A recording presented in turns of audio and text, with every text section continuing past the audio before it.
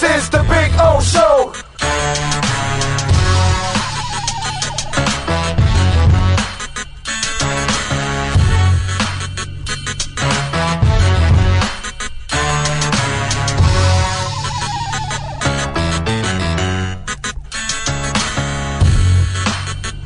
This is the Big O Show. This is the Big O Show.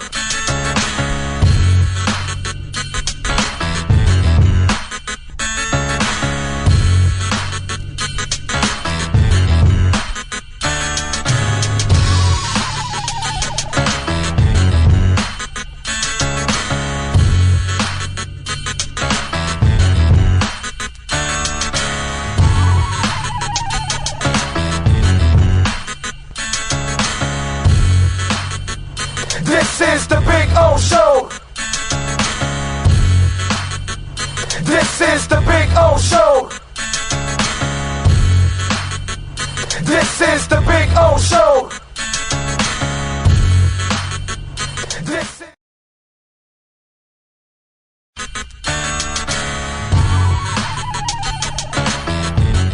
So here's the putting green. See? There you go. Got two flags. One is over there where Cutter's Edge Pro. It's not coming out now. Come on. Come on, wind.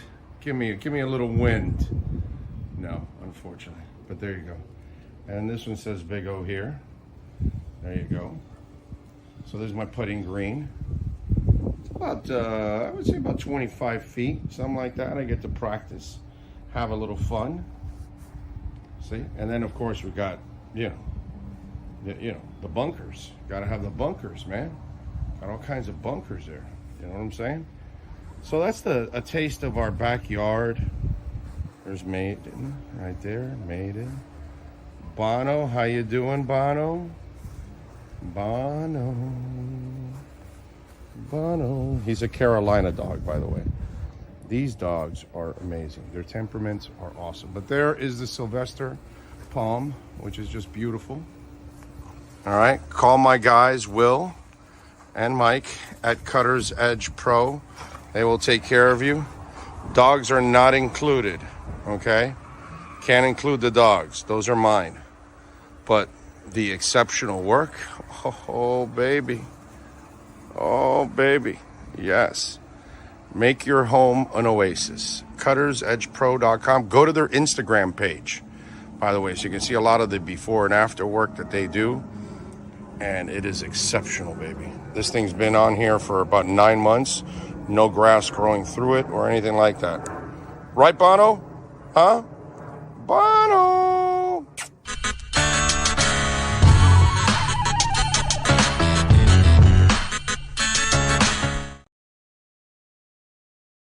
Welton Rayom has more than 62 years of litigation experience handling insurance disputes. They're committed to resolving even the toughest insurance claims quickly.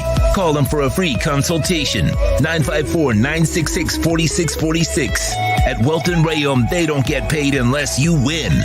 Property damage claims to your home, business, or condo as a result of a hurricane. Welton Rayom can help. Water, mold, fire, smoke damage, Welton Rayom can help. Call 954-966-4646.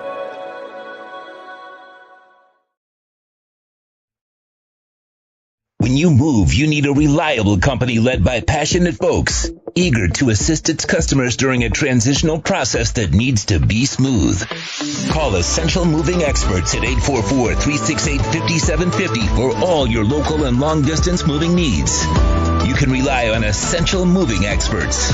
Mention the Big O Show and get $150 off. Family owned and operated, they offer free 30-day storage, full-service moving, fully licensed, bonded, and insured. Moving was never so easy. EssentialMovingExperts.com. There's no need to drive around South Florida wasting valuable time looking for a new or certified pre-owned Acura. Go to the #1 volume sales dealership in the Southeast United States. Craig Zinn's Acura of Pembroke Pines. Purchase with pace and space in a dealership tailored to your needs. From home buying to providing that personal touch. Contact the 2020 Satisfaction Award winner Craig Zinn's Acura of Pembroke Pines. 888-776-5123. That's 888-776-5123. Or visit them at 15601 Pines Boulevard in Pembroke Pines.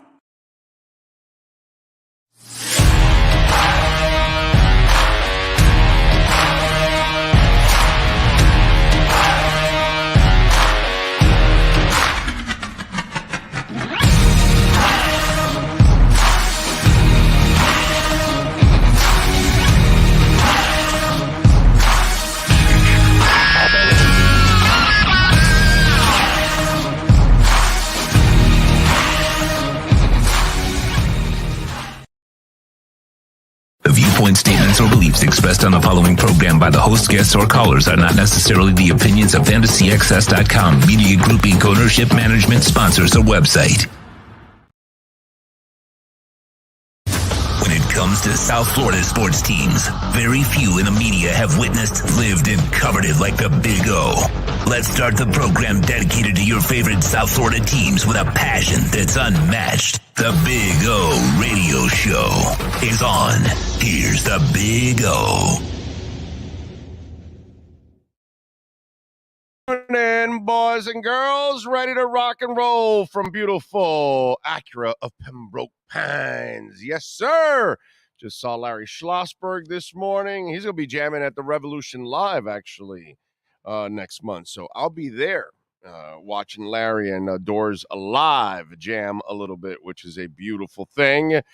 Day after day one of the NFL draft, we'll go over all of the issues. And am I supposed to go this way or something? Because I'm not like centered. Let me see. Did I center myself a little bit more? No, I went the other way, huh? Okay. All right.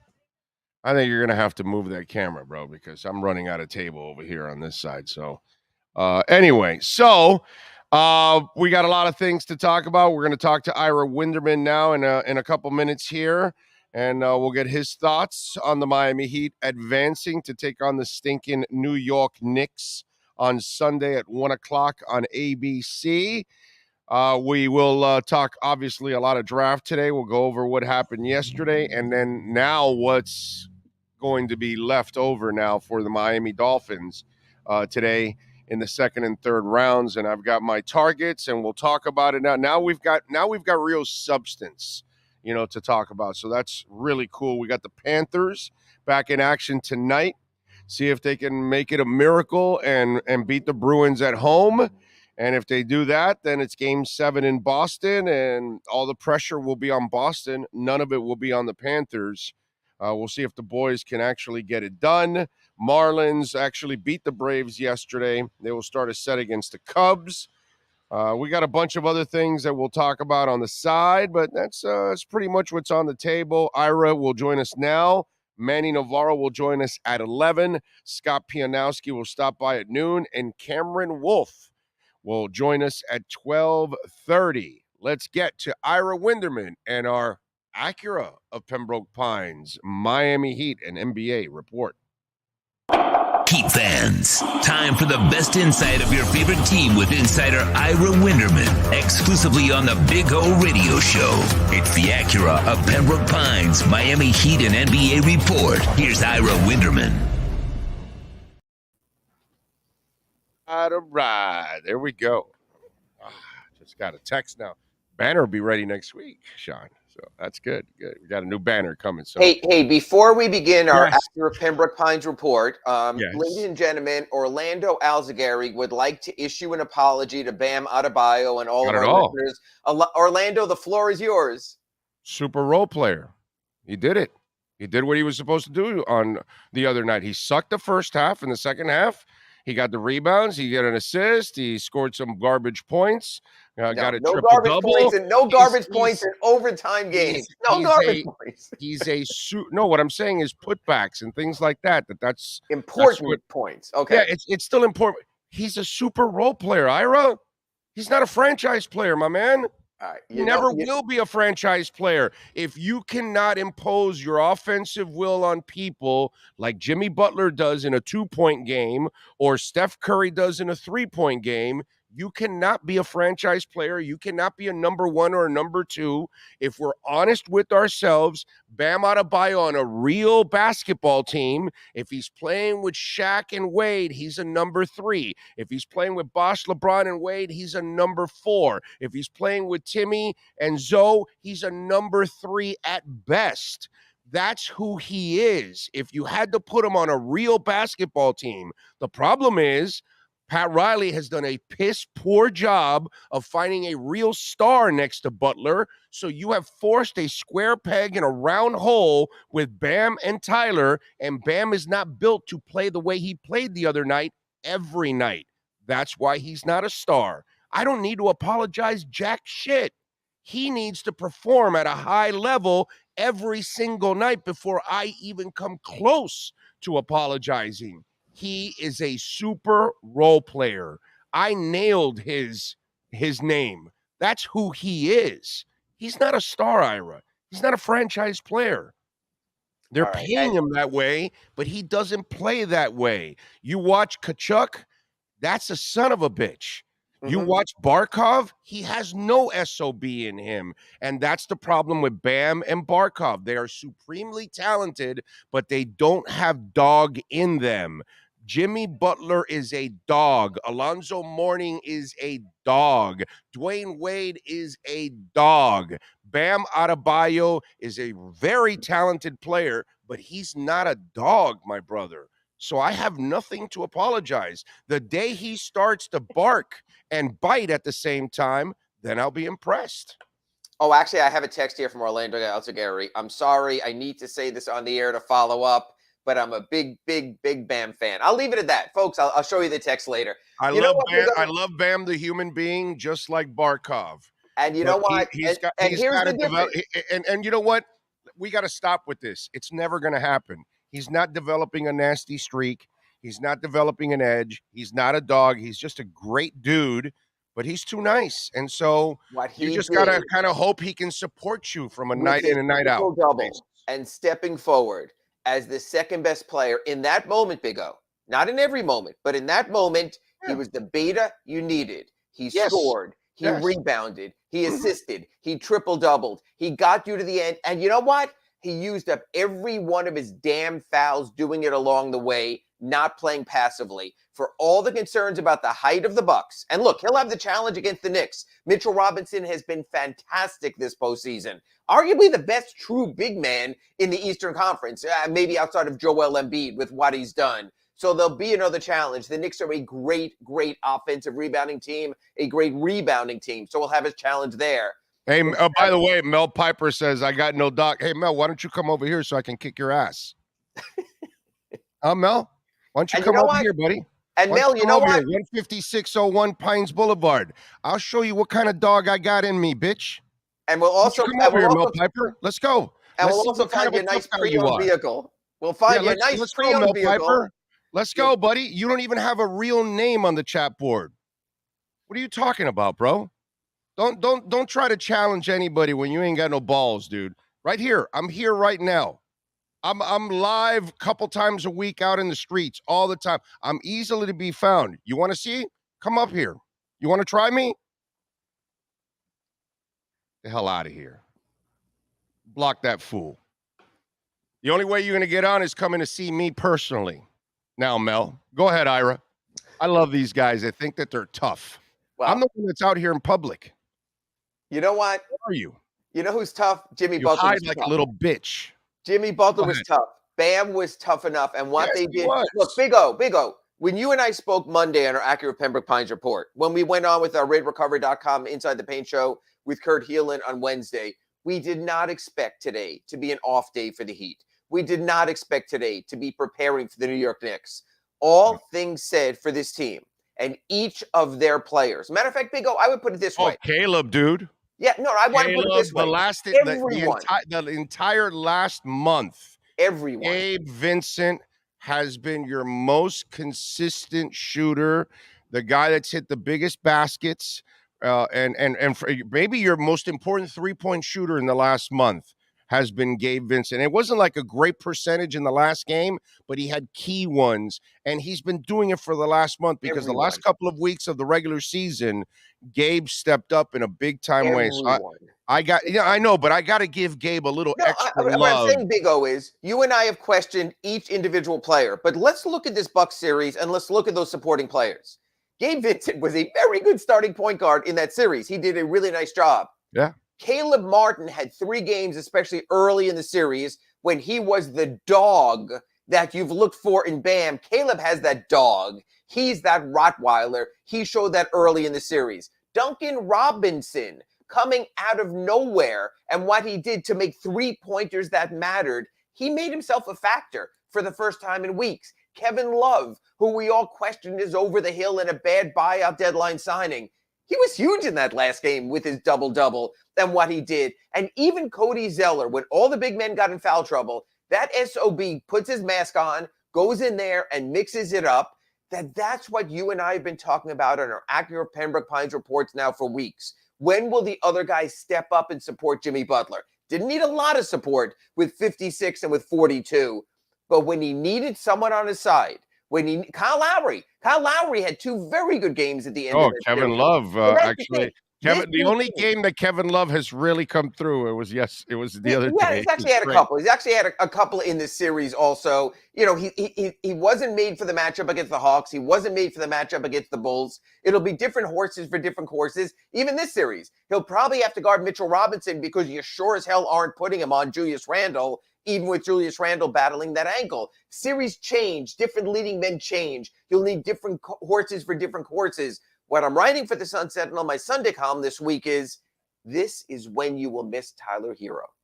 Because the battle against the Knicks has always been the wingmen who go out and are streak scorers. And the Knicks have that. They have it with R.J. Barrett. They have it with Emmanuel Quickley. They have it with Quentin Grimes. Tyler's been the guy who's been able to give you 20 points every game against the Knicks. He's had 5 of his last 6 games against the Knicks have been at least 21 points. You're going to miss him now.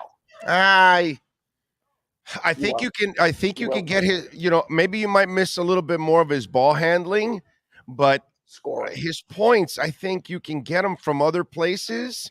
And if you're going to give me more Caleb Martin on the court, I'm going to get more defense out of Caleb than I'm going to get out of Tyler.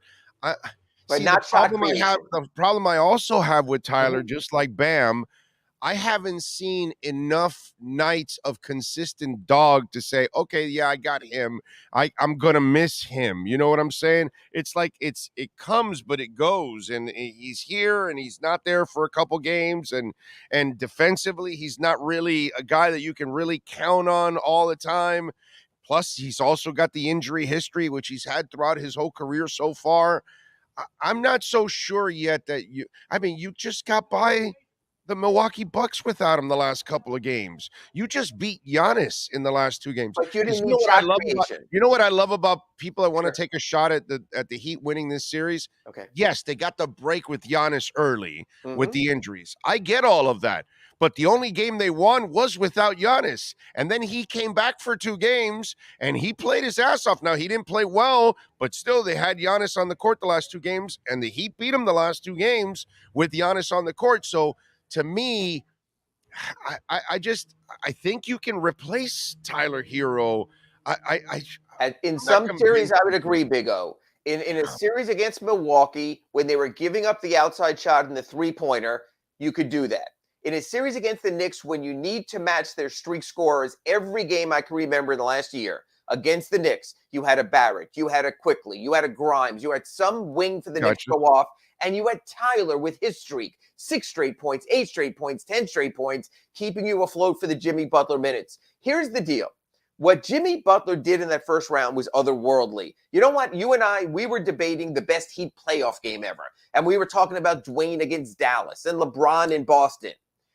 When we talk about greatest Heat series ever, we always talk about Dwayne in that Celtics series. Jimmy was right up there in that Bucks series. Now the question, Orlando Alzagari, we're going to talk about it today in our Accurate Pembroke Pines report, and again on Monday of our Accurate Pembroke Pines report, is this. can Jimmy sustain this? Is this sustainable for another 2 weeks? That's He a lot can. to put on a guy's shoulders. He can. I'm not worried about Jimmy. I'm never worried about Jimmy. 42 or And to play, 56 points? obviously, you worry about his body holding up, but at this point, he's going to dog out and he's going to go all the way. I worry about everybody else. Who are the guys that are going to stand up and really step it up next to him? And that's what I loved about what I saw from Caleb, from Gabe. And then, Bam had a terrible first half. But I give him credit. That second half, he really exploded and was in the right places at the right time a lot of times. So I give him a lot of credit. But to me, that's really the important part. I know Jimmy will bring the dog. It's everyone else who's going to complement. And it's kind of like what you were saying, different horses for different horses. Maybe that's kind of what it is from night to night, which I don't like that. I like it's a hard way to win. I agree. Yeah, I like having a foundation of 2 or 3 stars. Yeah, that everybody else feeds off of. This is kind of, okay, Jimmy's going to ball out. Who's stepping up tonight? And that's kind of dangerous, for this team. And that's why it's kind of hard for them to make such a deep run, overall. Except they got the right matchup. But this is a winnable. I'm saying they got the right matchup. You know what? It's like we talk about quadrants in the NCAA tournament. You want to be in this bracket or that bracket. Right.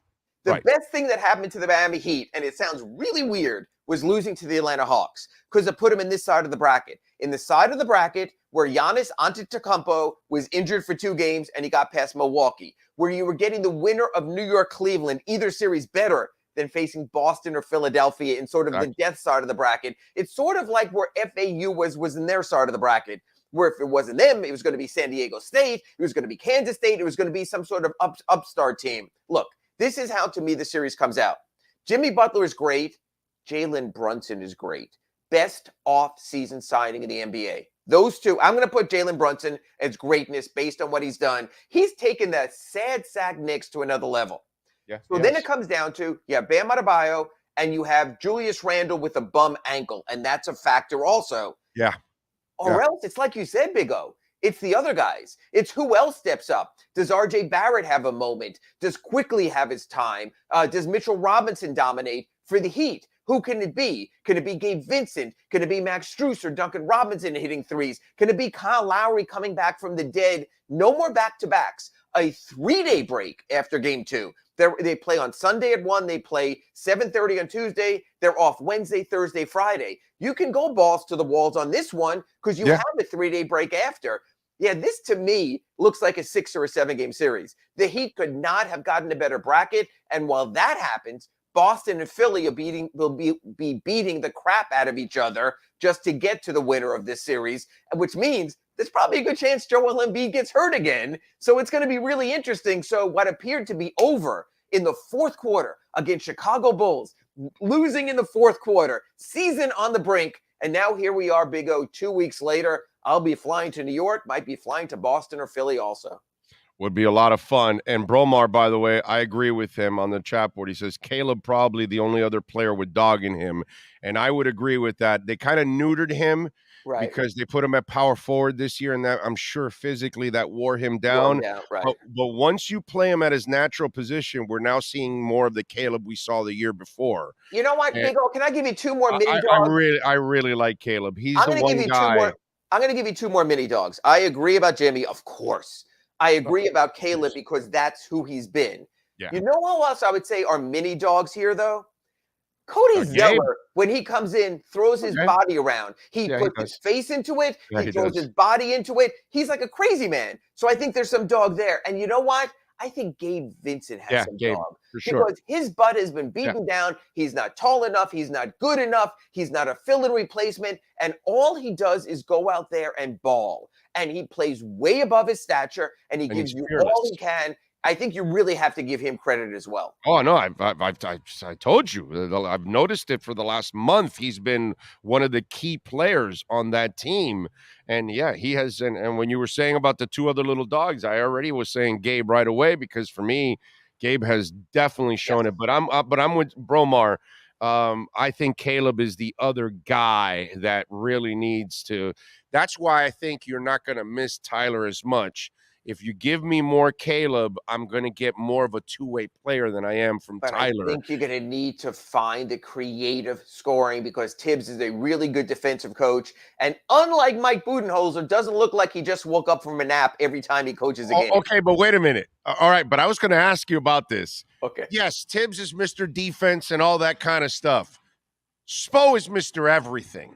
Defense, offense, the whole deal. He smoked Budenholzer and his players, because Grayson's also hanging onto the ball like it's a souvenir or something like that, like he's hodling some crypto or something, So I watched Budenholzer and, I wasn't as impressed.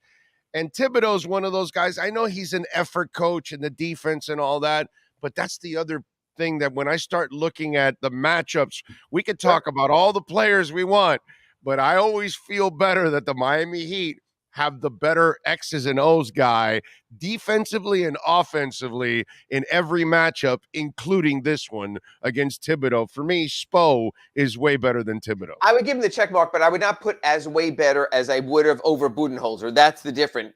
Again, Tibbs has managed to make the Knicks matter. Think of all the coaches. Think of all the people who came into New York who were going to do that and couldn't, honestly, in the last 20 years almost. Since Jeff Van Gundy. So you have to give him credit. They kept going through coaches there. This guy's going to be guy. That guy's going to be the guy. Tibbs has their attention. He's made the Knicks matter. First playoffs. They're going for their first Eastern Conference Finals since 2010. So you've got to give him credit there for what he's done. I give him credit, Ira, but not for nothing. I follow this. I watch all of this. This is a Jimmy Johnson type coach. He cannot last long anywhere he goes. He wears on your organization. Right. He wears on your players. He is not a long-term fixture because he is not like Spo, who knows how to kind of flow and adapt to anything and everything that goes on. And the years of the blood clots showed us what an amazing freaking coach that guy was when he had to change the offense when Bosch was in and Bosch was out, and he had 3 or 4 different offenses in one season. Spo is a different beast, and Tibbs always does this. He does a good job, but eventually it just runs out of gas. And I think eventually it'll run out of gas here, in New York. It's only been a couple of years. In a couple more, we'll be talking about a change at coaching. But we're just talking about a week or two here. So I think you would agree he has another week or two in him. Yeah. I know. Yes. I know. It's just I never see Tibbs as a long-term answer because of the way he coaches and the way he wears on players and organizations. No, I agree. If you're doing the little coaching box in this one, advantage Heat. I would agree with that. That's the one thing that I love, that if you're a Heat fan, you've got the better guy on the matchup pretty much all the way to the finals. Agree. That's the one. If you could get to the finals. No, you'd have it over Doc Rivers, who's always struggled in the playoffs. Joe Mazzulla, who's 33 years old and just learning. You get to the finals, you might be going against Darvin Ham. Maybe you're going against Steve Kerr, who certainly has the pedigree there. Michael Malone still trying to find his way. Monty Williams, good coach. But again, the bracketology could not have been better for the Miami Heat for the way they have to advance versus the teams they have to advance against. I mean, it just worked out well from that almost teetering moment of near death against the Bulls. All right, so what's the key in this series? I mean, it's Jimmy M. effing Butler. He's going to bring it, but what's the key after that? I think it's Bam Adebayo cannot be outplayed by Mitchell Robinson. I know they're not going to match up at the outset. Kevin Love will probably be on Robinson. But the next big thing here is dominating the boards. The Knicks are dominant on the boards. Is Bam getting his as a number 2 scorer? Because the Heat have a definitive number 2. Jalen Brunson and Julius Randle, if healthy, will score buckets. When, again, it's the same thing as the last series with Tyler Hero out. Beyond Jimmy Butler, who's going to get buckets? I think it has to be Bam. He has to step up. He was good, not great, against the Bucks. He has to play at least at that level and probably better. No, he has to play like he played in the second half of this last game. That's how he has to play. If that's how he's being paid, that's how he's being expected to play. The way he played in that second half the other night, That's the Bam that needs to show up all the freaking time. See, it's kind of, it reminds me a lot of the Panthers. I watch Kachuk. Kachuk is Jimmy Butler, right? Right. You watch Kachuk and Jimmy Butler, it's the same freaking dude. They're wired the same way. And then you're wondering, okay, who's going to step up? And obviously, you and I have disagreed on this. You said Tyler over Verhaeghe, and there's no effing way that's even close. But Verhaeghe's a dog, Bennett's a dog, and then I'm going, Barkov, baby, come on, bro. Come on, dude. You can't be paid like this. Tonight's the night. But see, that's my problem. It can't be just tonight. It can't be just game 5 second half of game 5 for Bam. It needs to be every night. For Barkov, it needs to be every night. These are the things that frustrate me about some of these guys. Brother, you're being paid to be a franchise. And Jimmy was on to something in the press conference that he was talking about. I'm kind of paraphrasing, but he wanted Bam to be more aggressive with his shot. And I totally agree with all my criticism of Bam. If there's something I know he's really, really good at, is that mid-range jumper, bro. Come on, dude. Let's go. Unleash it. It seemed like there was stretches here where he lost confidence in that mid-range jumper, which is something that he's actually really developed and turned. I know he's not a three-point shooter. I know he's not this great, post-up player and all that kind of stuff. But, dude, he's really good with that mid-range jumper. He needs to really build his confidence behind that thing and let it fly. Oh, and I totally agree with that. And I absolutely am not going to disagree with the fact that, again, we both agree Bam has to be a number 2 in some fashion. Maybe it's the ball handling number 2 he was at the end of the game, which was brilliant. It drew out Brook Lopez. Yeah. It got the paint open for Jimmy Butler. It allowed Gabe Vincent to play more as a shooter as opposed to a playmaker. So that's all the twists and turns. That's coaching also. Again, I think Jimmy Butler's a given. I think that Jalen Brunson's a given. I think if healthy that Julius Randle's a given. I think Bam will be a given that he will contribute somehow. Take those 4 out of it. It's the other guys. RJ Barrett has been great, has been awful. Quentin Grimes, great, injured now, has been awful. Emmanuel Quickley, seemingly always great against the Heat. We have to see if the Heat have that guy off the bench. They do not have another shot creator. That is a concern.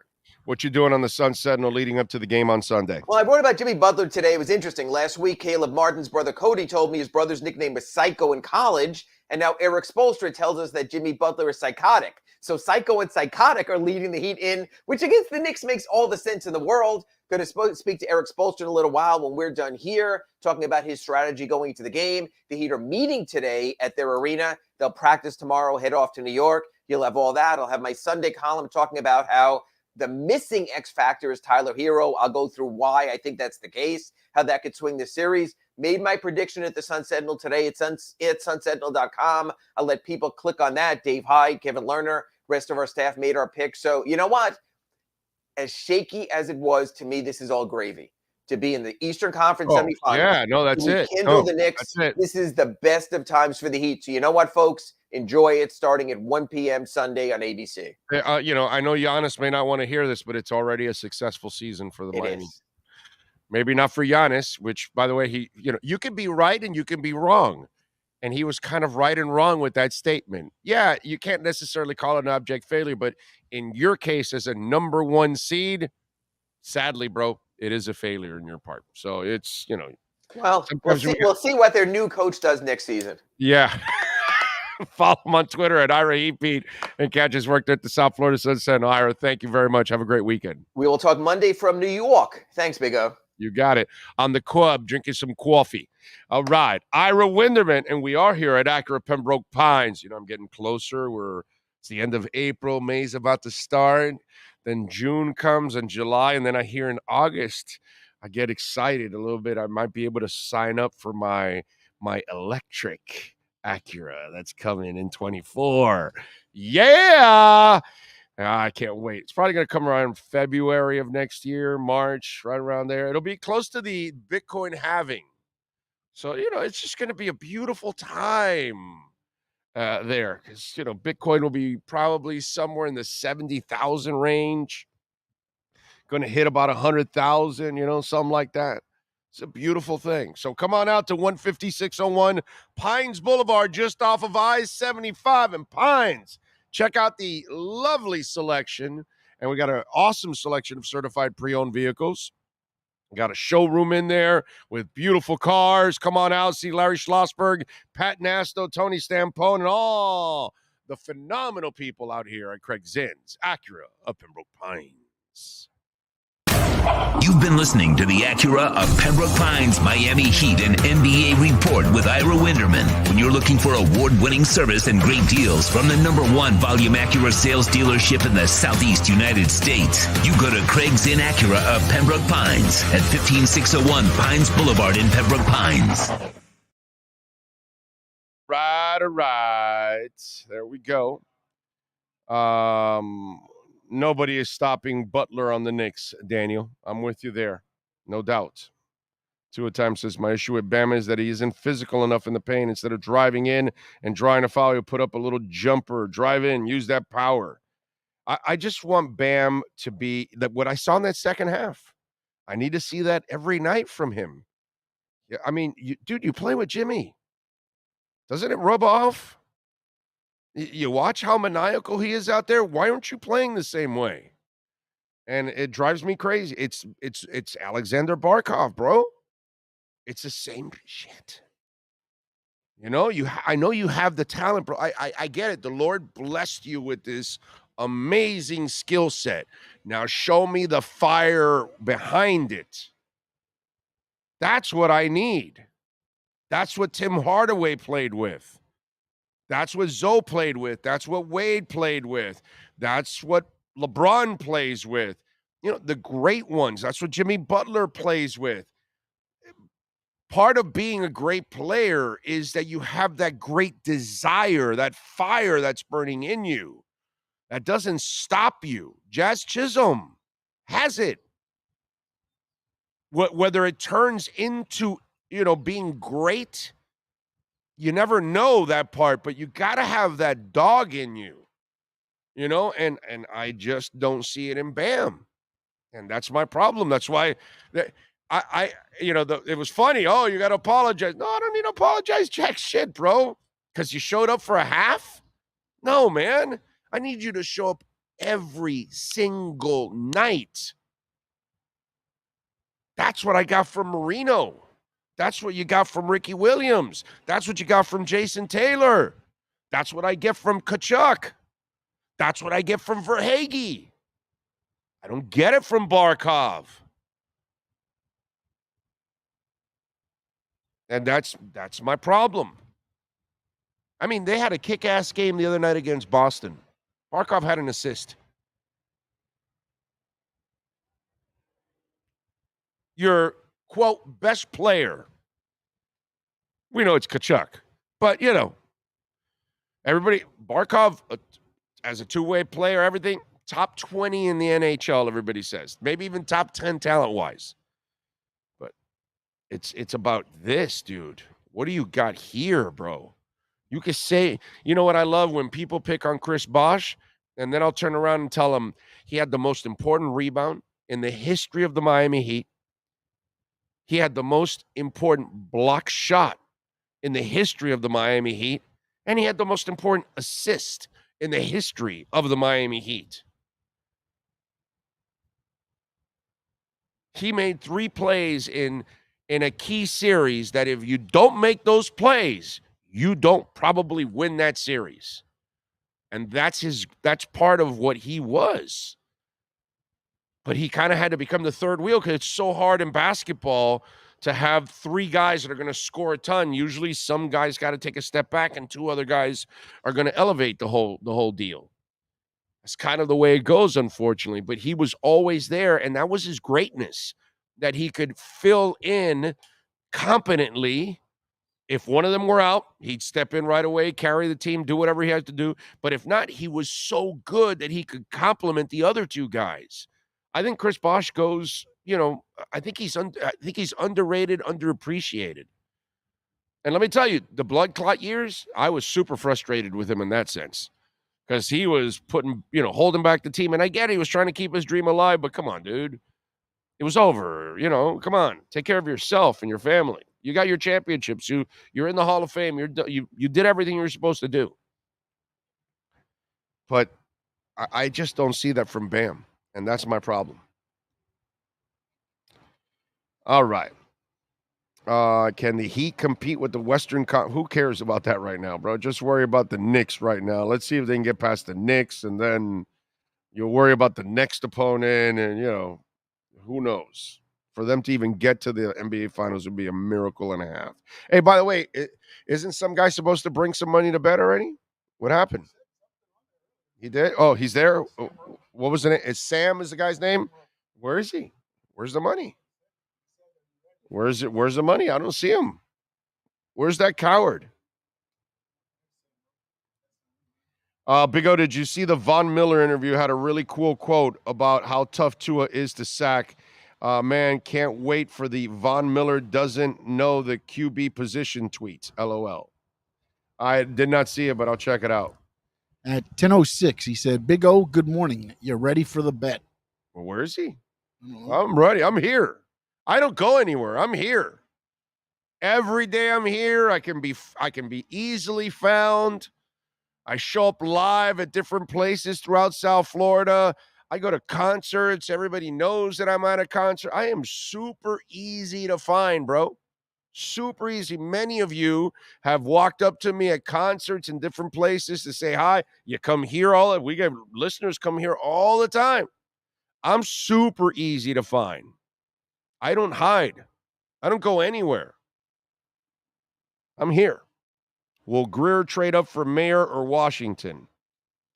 Don't know. That's a good question. That's a very good question. I know what he isn't trading up for. Okay? Because, I went looking for my Jahmyr Gibbs jersey last night. I called Brett at Caneswear. Said, Brett, I'm looking for a Jahmyr Gibbs Dolphins jersey. Do you have it? The Dolphins are trading up for him. I mean, those were all the reports out there. You know, Chris Greer, he trades up for running backs all the time, up into the first round. You know what must have happened yesterday? I know what happened. I know what happened. Why they couldn't get Jahmyr Gibbs? Oh, yeah, I know. Greer called them and said, hey, I'll give you my second, third, and my first rounder next year. And they said, no, it's not good enough. And so that's it. They couldn't get Jahmyr Gibbs. They turned down their first round pick. Yeah. So, you guys were right. They almost had Jahmyr Gibbs. Yeah. Yeah, I mean, you remember when Chris Greer tried to trade up into the first round last year for a running back? Hey, you remember when he tried to trade up for a first-round pick, a running back 2 years ago also? No, in fact, I remember he tried to do it 3 years ago. Yeah, with Flo. Yes, but it failed. Yeah, because he does that all the time. All the time. He always trades up for running backs. And especially in the first round. I mean, So I'm calling Brett, and he's telling me I'm crazy, that I don't know what I'm talking about. I'm going, well, wait a minute. I heard that Chris Greer was trading up for Jahmyr Gibbs. Okay, I was told that that's what was going to happen. And I can't find my Jahmyr Gibbs jersey. Jesus. Frustrated. God, tell you. Now, in all seriousness, okay, so we can get away from the stupidity, because that's what that is stupidity.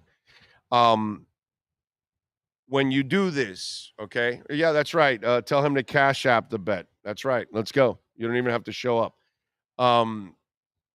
So let's talk a little bit about the running backs, because, the new one is they're going to trade for Dalvin Cook. Of course, because they're going to pick up that $10 million salary, because, they love paying $10 million to running backs. Folks, they may trade up for a tight end, like this gentleman was asking. They may trade up for a tackle. They're not trading for a running back. Okay? They're not trading for a running back. And they're not trading for Dalvin Cook either. Unless Dalvin Cook wants to cut his salary to $3 million, okay? And they'll take a 7th-round pick from the Dolphins just so they don't go through the whole free agency thing. Fine, I can see that. If he gets cut outright, and then he wants to play for the Dolphins, he'll play for $3 or $4 million. That's it. That I can see. They're not trading anything significant for Dalvin Cook. They're not trading a second, a third, a fourth rounder, a fifth rounder. Not that they have a fourth or fifth rounder, but they're not trading anything. They're not paying his $10 million salary. They're not paying him $7 million. They're not paying him $8 million. They're not paying him any kind of significant money. So when he loses his $10 million salary, if he loses his $10 million salary, which I hope he doesn't, because he ain't going to get it in Miami, if he loses it and he wants that money, he will get it somewhere else, and it won't be Miami. I've told you this over and over and over again, okay? But I'll have, just like the Jahmyr Gibbs thing, I'll continue to have fun at your expense overall. And you'll see, if he wants to come here, it will be for very little money, and there will be no compensation. Nothing. Garbage. They will not do anything. They will not be giving up any kind of significant thing for Dalvin Cook. Now, could they trade up for an offensive lineman? Could they say, you know what, DeJuan Jones, that 6'8", 374 mammoth human being who's going to go in the second round, who's a former basketball player, has actually got really good feet for a big man. You know what? He's available right now at 46. Let's trade up from 51. He's available right now at 40. Let's trade up from 51. I can see that one.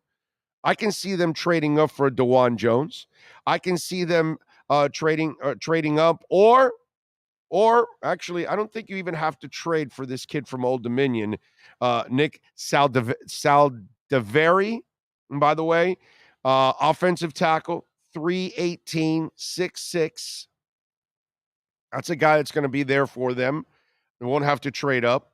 Darnell Washington might be a guy that they can make a tight end, or they can convert him to right tackle if they feel like it at 6'6", 265, and runs a 4.65 out of Georgia. Okay, I think he'll go before 51, but maybe that's a guy you trade up for if he's available at 46 or at 37, whatever. I can see that. Sam Laporta is another one that's going to go probably in the second round out of Iowa. Okay, I think my guy Tucker Kraft, you either take him in the second or you risk waiting for him at 84 in the third round. I think there's a chance he gets there, but it's slim. Okay, Michael Mayer from Notre Dame will go in the second round. Luke Musgrave will go in the second round, the Oregon State kid, who's pretty versatile, by the way, and a willing blocker. So these are some of the guys that you might end up, going for, but I can see them making a slight move for a couple of guys. Cody Mosh, a kid from North Dakota State, plays guard, can play a little center also. That way you have a little bit of a backup just in case something happens to your starter. Cody 6'5", 302, can move around well. Another guy is Steve Avila, TCU, who plays guard and can play center, did not allow a sack last year. 6'4", 332. That's another guy that I would target in the second round. Third round, Braden Daniels out of Utah, 6'4", offensive tackle. Also, by the way, is probably more of a guard.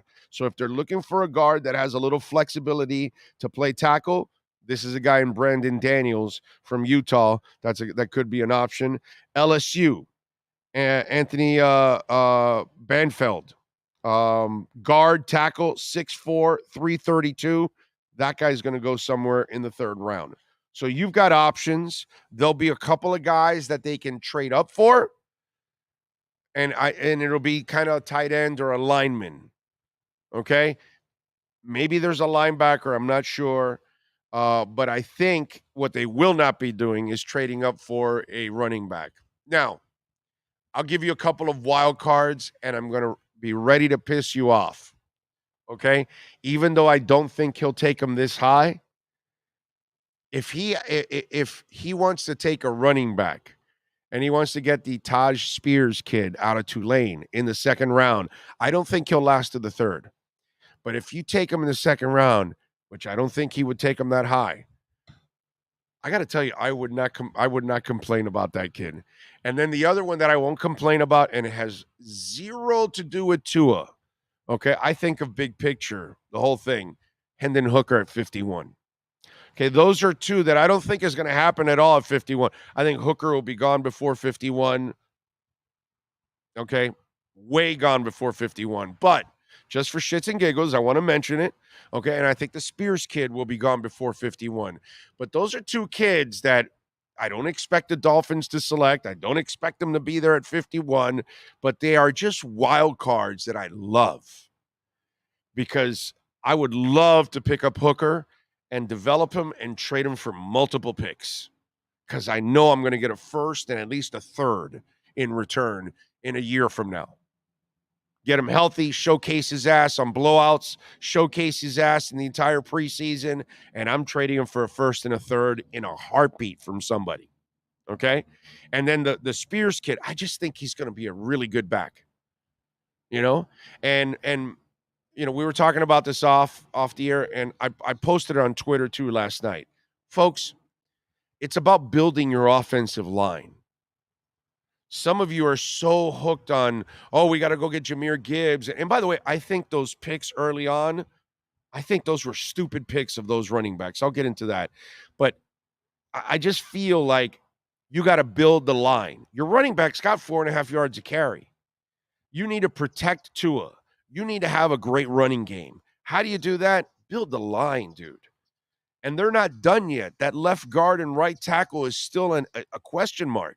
Now, they like Austin Jackson and they like Liam Eichenberg, but clearly they're looking for linemen because they have worked out several veteran linemen. They know what the kind of money they're looking for. So obviously, they either like some linemen in today's draft tonight. There's going to be a lineman that they like. If he's there, they're going to select him, and then they won't go in free agency. But if they don't, expect them to go into free agency. Build the lineup. It's not a matter of going crazy about a running back. And here's the key I want you to remember and why I think, okay, Jahmyr Gibbs and Bijan Robinson at 9 and 10 are reaches and mistakes. Follow me on this. So now you've got them for 5 years. Are you sure those guys are going to be worthy of a second contract? So you spent top 10 picks on two guys that you're going to use for 4 or 5 years and then get rid of them? Or are you sure you're going to give them a second contract? Because, you know, the second contract didn't work out for the Rams running back. You know, that second contract didn't work out well for Ezekiel Elliott either. And these are high picks. They either got injured or they got worn down. In today's NFL, there aren't a lot of backs. You got to have like a Derrick Henry or something. It's got to be so freakish. How many running backs do you really want to give a second-round pick to? So why would you spend a first-round pick on a running back that you're only going to have for 4 to 5 years if he stays healthy? Okay? If he stays healthy. And this is what I ask you Dolphin fans out there with the Jahmyr Gibbs thing. So let's say you're at number 51. You want to move up to Jahmyr Gibbs went top 10. But for shits and giggles, 25. Okay? So you want to get Jahmyr Gibbs at 25. You're going to have to give up your second round and your third round pick today and next year's third round pick probably to move up to the first round. So now you're giving up 3 picks, 3 high picks, a second, a third, and another second to draft a kid at the back end of the first round. Now, are you sure you're even going to give him a second contract? You sure he's going to last for 4 to 5 years and take the beating? Because running back, it is a collision position, isn't it? Oh, okay. I just want to make sure. So think about this. How many running backs even deserve a second contract in today's NFL? Why would you be so freaking stupid to give up 3 picks for one guy? And that's where I think a lot of you don't use common sense and don't really look at the big picture. Think about it, Sean. How many running backs are you giving a second contract to? Right? So then why are you talking about running backs in the first round? Let me tell you something. A running back in the second round is kind of tough. You want to take them third, fourth, fifth, because they're only going to be around probably on average for one contract. You go get a lineman that you can play for 3 contracts. A D lineman, an O lineman, 3 contracts. A linebacker, easily 2 contracts. A quarterback, 3 contracts. That's what you do. You want to get your shutdown corner in the first round? Go for it, bro. Hopefully you'll get 3 contracts out of that guy. It's about value, ladies and gentlemen. It's about what you invest and what you're going to get out. And the running back position is a transitory position. It's the most interchangeable position that there is. It's a committee type position. Shutdown corner is not a committee. It's a guy. Franchise quarterback, it's a guy. Left tackle, right tackle, it's a guy. Defensive end, it's a guy. It's not a committee. Running back is committees. You know, and for you older fans, you got to get out of your rut. This football is a different football than you and I grew up with.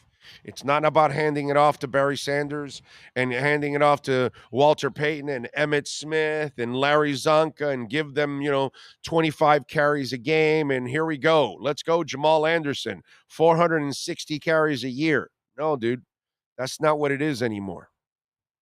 There's no more bell cows. There's the Derrick Henrys are few and far between. They just are rare. What you see in Tennessee is just not normal. And I mean, if you haven't figured that out by now, I can't help you. If you haven't figured out that guy is not normal, that guy is an alien, I can't help you. But if they make him like that, okay, I'll take him in the first round. Yeah, sure. Yeah, get me one of those kind of guys. Yeah, no problem. I'll take a Derrick Henry for first round. But outside of that, you don't really need a running back in the first round. That's why all the Jahmyr Gibbs talk, it's like, I'm like, really, man? Do you actually see what they do? Do you watch what goes on in this league? And Bijan and Jahmyr, I thought it was stupid to take him that high. I think it's incredibly stupid to take a running back that high. I'm going to be interested to see if either one of those guys signs a second contract. Keep an eye on that for the next 5 years. See if Jahmyr or Bijan end up with a second contract on the same team. Follow that one. Big O, I was surprised Anthony Richardson went that early in the draft. Yeah, that was a terrible pick by the Colts. I can't pick somebody that raw, that high in the draft. I think it made no sense whatsoever, but the talent is intoxicating. So there's always coaches that says, I can make that guy a great football player. We shall see if he can make Anthony Richardson a great quarterback. That's going to be the key. Two Extreme says, Big O, I'm really confident that we're going to stay at 51 to get an offensive lineman that drops, and we trade up from 84 to get one of the tight ends you mentioned if they are still there. Yeah.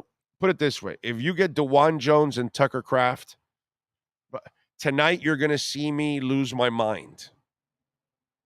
Or if you get me the Old Dominion guy and Tucker Kraft, I'll be pretty happy. There's a couple guys that I like.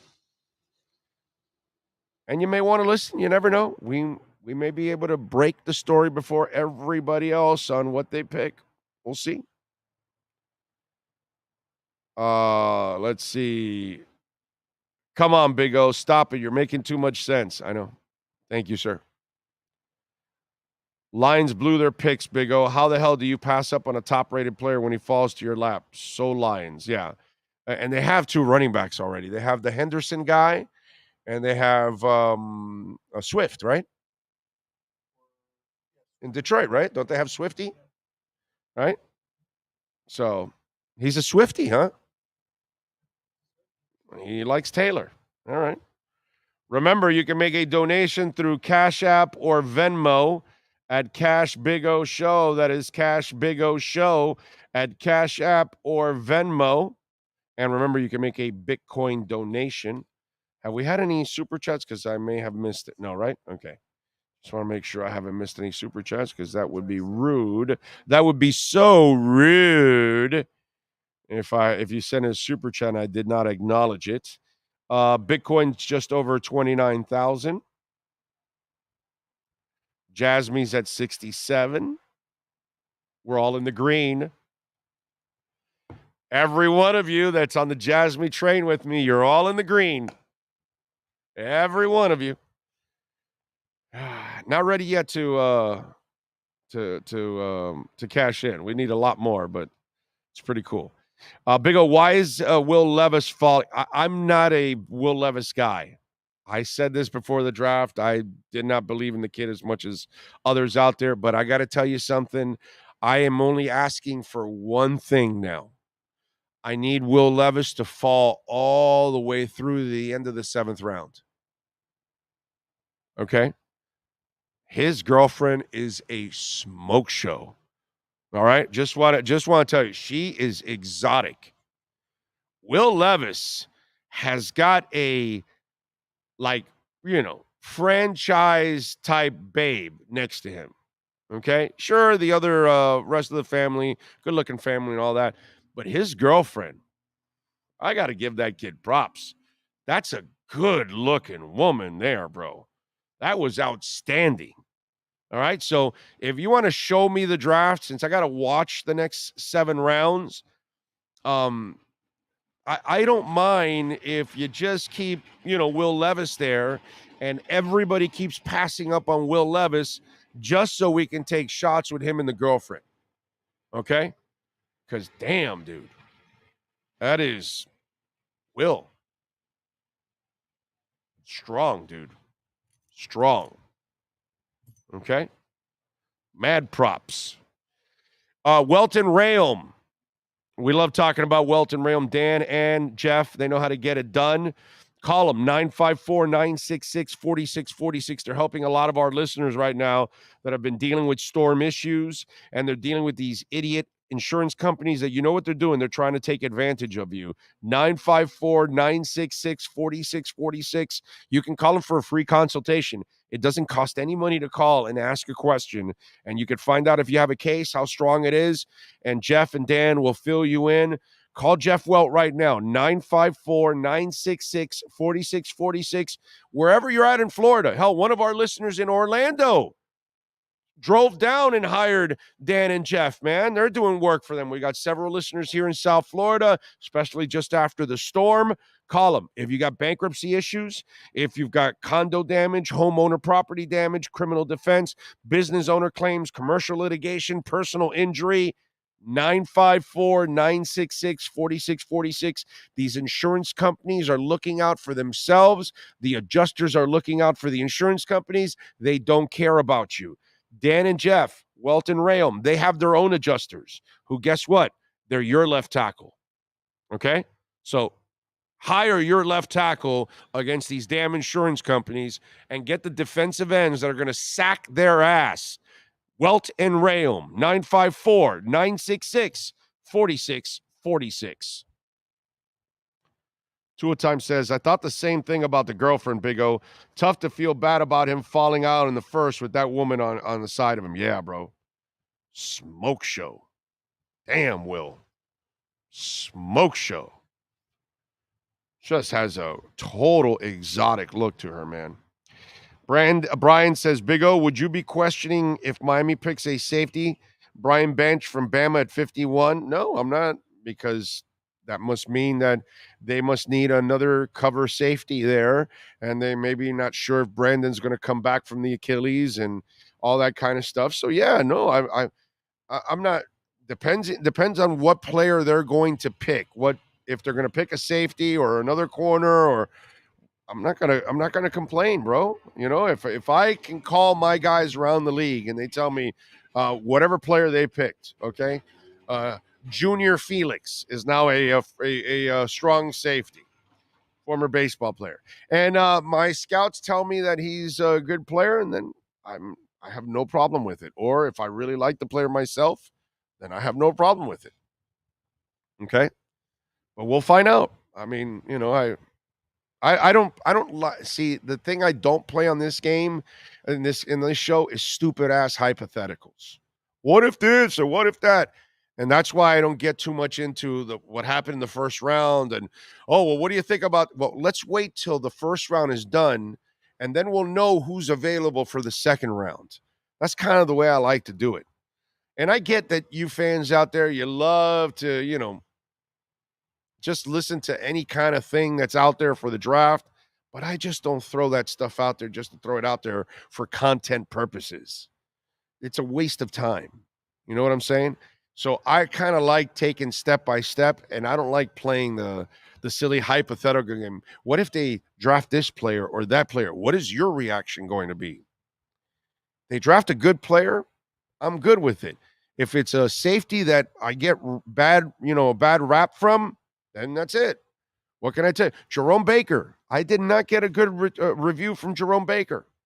And most of the guys were right about him, that he's not a physical player. And he's not. They told me that right from the get-go. Not a physical guy, not going to be a thumper, gets lost in the trash. There's a lot of that I got, trash or traffic. And that's exactly who he is. He's an athlete. He's a pass rusher. He's a cover guy. He's not really a thumper. And they nailed it. And I told you guys that when they drafted him. So I'll find out at 51, whoever they take, I'll tell you whether they like him or they don't. Overall, the assessment of people that I call around the league. Okay? Oh, True Fin, thank you for the love on the super chat. He says, hug yourself. I sent you that, sir. Happy Friday. Thank you, True Fin. Appreciate you. Big O with a Junior Felix reference. Yes, sir. What time are you going live tonight? What time does the draft start? We'll go on like 5 minutes right before the draft starts. Whatever. Is it 8 o'clock today or 7:30 or 7 because it's longer? I think it's earlier today. I think it's like 7:30 instead of 8. It actually didn't even start at 8. It started like at 8:15 or something. Were there contingents of Dolphin fans yesterday at the place in the first round? Because I didn't see any of them. They didn't. Not that they had any. By the way, they really didn't talk about the Dolphins at all, right? You guys were telling me yesterday or asking me, hey, you think they'll talk them up? And I said, no. Why? They're insignificant. 7 o'clock. Okay, so we'll be on at 6:55. All right. Bangkong. Yeah, draft Hooker and develop to later flip for picks. Like we were going to do that with Skyler, right, Big O? How did that work? Who was going to do that? You thought? Why? Oh, wait a minute. I'm sorry. You're the idiot that thought Skyler was going to take over for Tua. He's a 7th round pick, dude. I mean, thanks for the super chat, my brother. I'm sorry. Thanks for the stupid chat. Give it to him, Sean, please. Give him a little stupid chat. Because that's not a super chat. That's a stupid chat. But then again, look at the name of the person. So, you know.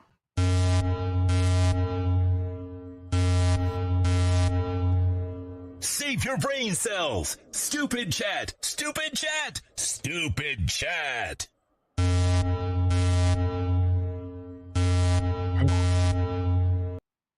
My man is comparing Skyler to Hendon Hooker. Wow. You smoking right now or something, bro? Bangkong Penis is this guy's name, for those of you that don't know. So I'm wondering, because, you know, maybe people on the podcast aren't seeing this. Is this Marley Rivera really sending me this super chat? Former baseball ESPN analyst? Marley Rivera? Is that you, sweetheart, sending me that thing? Did you guys see that whole thing? Marley Rivera? So she's battling with some lady named Yvonne Gaite for Aaron Judge. She's waiting for Aaron Judge. And this Yvonne Gaite, she kind of sidesteps her and goes over her for Aaron Judge. And this is all caught on video. And she calls her the C word and walks away. And dude, it's like obvious, right? And the woman kind of like takes a like, what did you call me? And she goes to her cameraman. You recorded that, right? Yeah. Okay, great. And she is the wife of the VP of communications for Major League Baseball. The one she called a C. So what do you think the VP of Major League Baseball communications did in talking with ESPN, a partner, and paying rights fees? And we don't matter. We're very interchangeable reporters and all that. And, Marley comes out and says that, she's kind of being singled out, and it's, sweetheart, you ain't being singled out. You called that woman the C word. Okay. You should know your ass was fired pretty much already at that point. It was caught on camera. Everyone saw it. Marley, you kind of sank yourself there, okay? The quote, and I know Manny Navarro is ready to go. We're going to go to Manny now in 1 second. I'm sorry, Manny.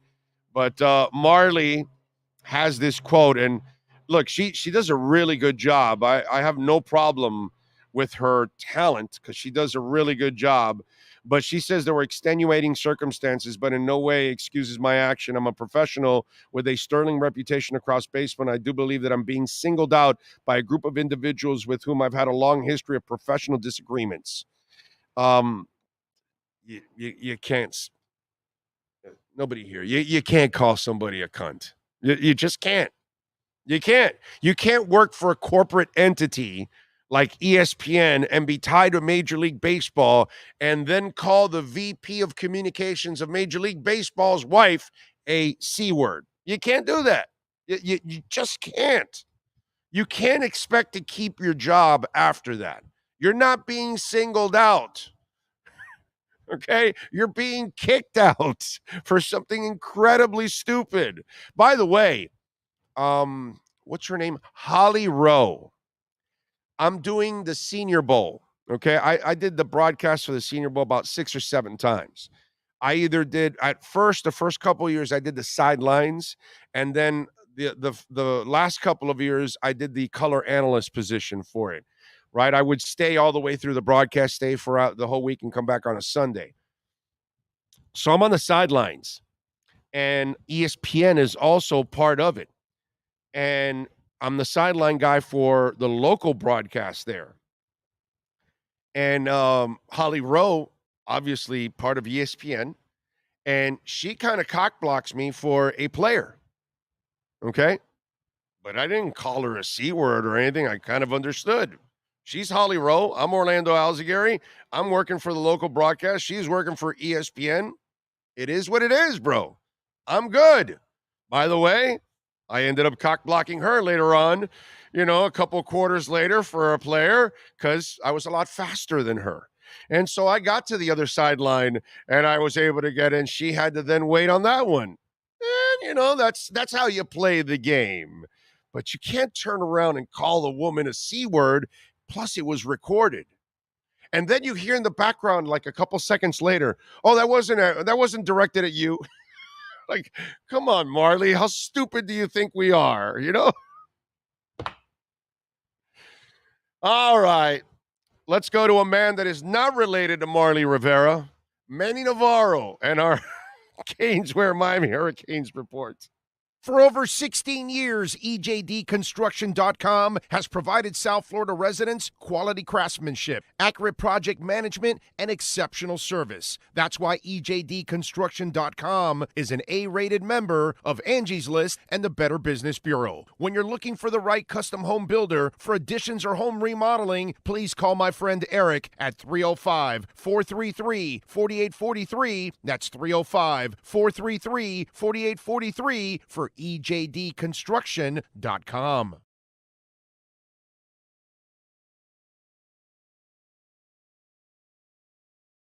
Welcome to Red Light Therapy, a revolutionary technology perfected by NASA to aid in muscle strengthening and recovery. Red and infrared light has the capacity to penetrate deep into the cell's mitochondria, potentially leading to increased energy, faster recovery, and the optimal performance your body demands. Train, fight, recover. If you're a Miami sports fan, then there's only one store to go to, and that's Caneswear at Miami Fanwear in Davie. They're your one-stop shop for all your inner Miami CF, Canes, Dolphins, Panthers, and Marlins merchandise. They have hats, t-shirts, game day jerseys, and so much more. Located at 2511 South University Drive in Davie, and open 24/7 online at caneswear.com or innermiamiwear.com. Call them at 954-835-5597. Caneswear, the spot where Inner Miami and all Miami sports fans shop. The viewpoint statements or beliefs expressed on the following program by the host, guests, or callers are not necessarily the opinions of FantasyXS.com, Media Group Inc. ownership, management, sponsors, or website. Time for Canes fans to get what they want. Information, insight, and perspective. It's the Caneswear Miami Hurricanes Report with Manny Navarro, exclusively on the Big O Radio Show. Here's Big O and insider Manny Navarro. Right, we are back, baby, at beautiful Craig Zinn's Acura of Pembroke Pines. Come on out and check us out. We're out here for a couple more hours, and remember, it is the end of the month, so you can make a great deal out here at 15601 Pines Boulevard, just off of I-75 in Pines. Manny, how you doing, my brother? I'm doing good, How are you? A lot better than Marley Rivera right now, that's for damn sure. Listen, man, we've all been in locker rooms where we've waited for guys because somebody else is interviewing them. And look, not that I know Marley personally, but I was around the Marlins for 7 years covering them during the Giancarlo Stanton and Jose Fernandez years. And there's some people who are just a little sensitive, man. They think they're entitled to certain players and individuals, and they can't put up when another reporter's trying to do their job. And by the way, we've all been cock-blocked by national reporters. Oh yeah, all the time. All the time. That's part of the deal. Exactly. I mean, dude, I was a beat guy at the Dolphins. Harvey Green. Right. The second a national reporter came in, We're done.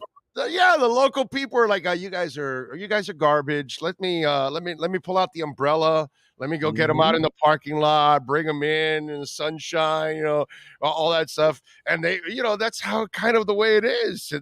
The people that pay the rights fees, that's just the way it is. And then she's battling with a woman that is the wife of the VP of communications for Major League Baseball. It's like, wow, out of all people to call the C word, that's the wrong pile of poop to step into. That's for sure. You should have called another Fox reporter a C word, and you might have gotten away with it. You know what I'm saying? but you can't call the VP of communications of Major League Baseball his wife. Come on, man. Oh, to me, by the way, have you watched the video? I haven't seen the video. Oh, you got to see the video, because after she calls her a C word, and then she's like, "What did you call me?" And then you hear in the background, "Oh no, that wasn't intended for you." It's like, come on, Marley. Who else is it intended for? Right, exactly. She realized it at that point. Yeah, she realized it was already on video, and she was pretty much screwed, at that point. But yeah, it's but hey, and you're right about that. There are those entitled people, and they act like it. And they will get mad if a local person happens to get something before they do, or they have to wait for their interview or something like that. So yeah, it gets to be a touchy situation. All right, so who's the first University of Miami football player called in the draft over the next couple of days? Well, it's going to be Tyreek Stevenson. I think he went to the Senior Bowl and did well enough, He did. out there at that cornerback position. Didn't play great at Miami. There were times I thought Tyreek looked overrated for all the hype he got coming out of Clemson, transferring down here. Out of Georgia rather. But in the end, he showed up for the Senior Bowl, did well, I think, and ultimately probably laid the groundwork to get chosen as early as today. He could be a late third round pick in my mind. I think he's a third or fourth. That's exactly what I think. I don't think he's a second, because I heard a lot of people, oh, he could be fresh off the Senior Bowl. Some people were saying even back in first. I'm like, no, man, dude. This guy's probably a third or fourth round pick, but he did play well. He did have a solid week in the Senior Bowl. And I think ultimately that's where a lot of these guys make or break themselves, right? Oh, I mean, you've been to the Senior Bowl. I mean, that's the difference between going in the third round or the sixth round, really, is how well you perform there. And the thing with Tyreek is he's always been gifted, right? Like coming out of high school, he was one of the top 50 players in the country. He's kind of got like a Minkah Fitzpatrick game to him in the sense that he can play corner or safety. Wherever you put him, he can play both positions. Minkah kind of did a little bit of both in college at Alabama.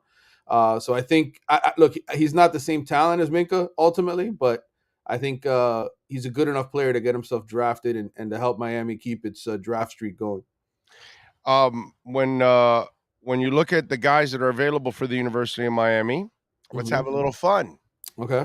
Let me put you in a position of failure, because that's always fun too. All right, go ahead. Throw me under the bus here. Let's do it. I got to throw you under the bus here.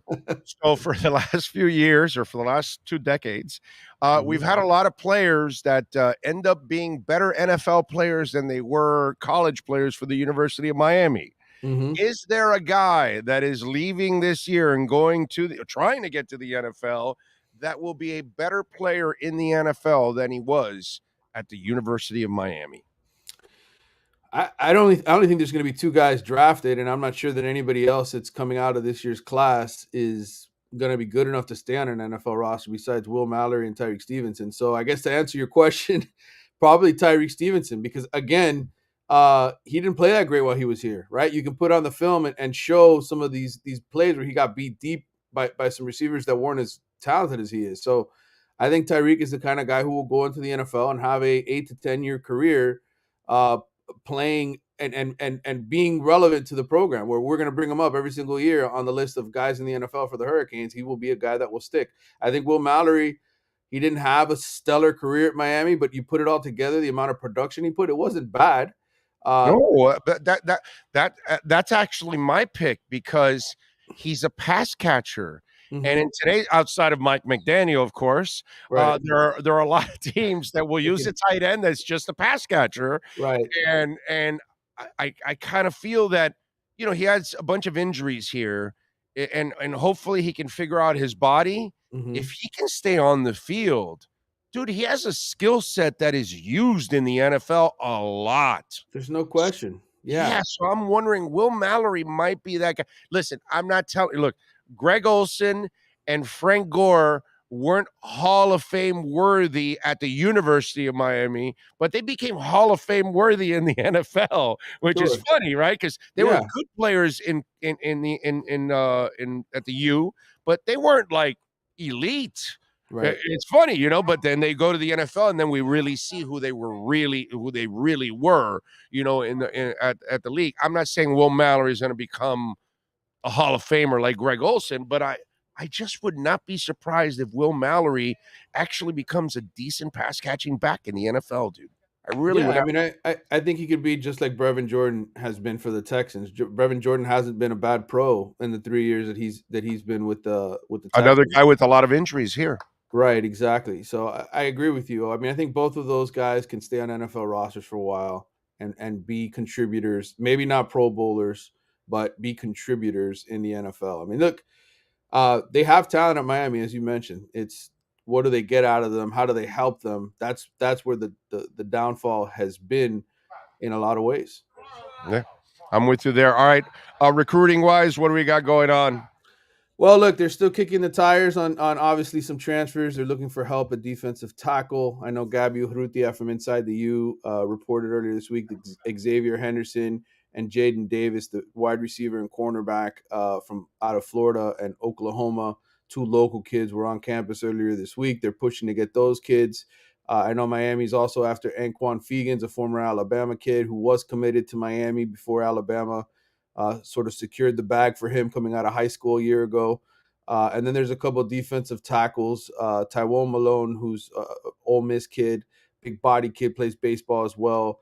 And then Kievi Rose out of Louisiana Tech, a defensive tackle, was all conference. Those are sort of 6 names to know as far as the transfer portal is concerned.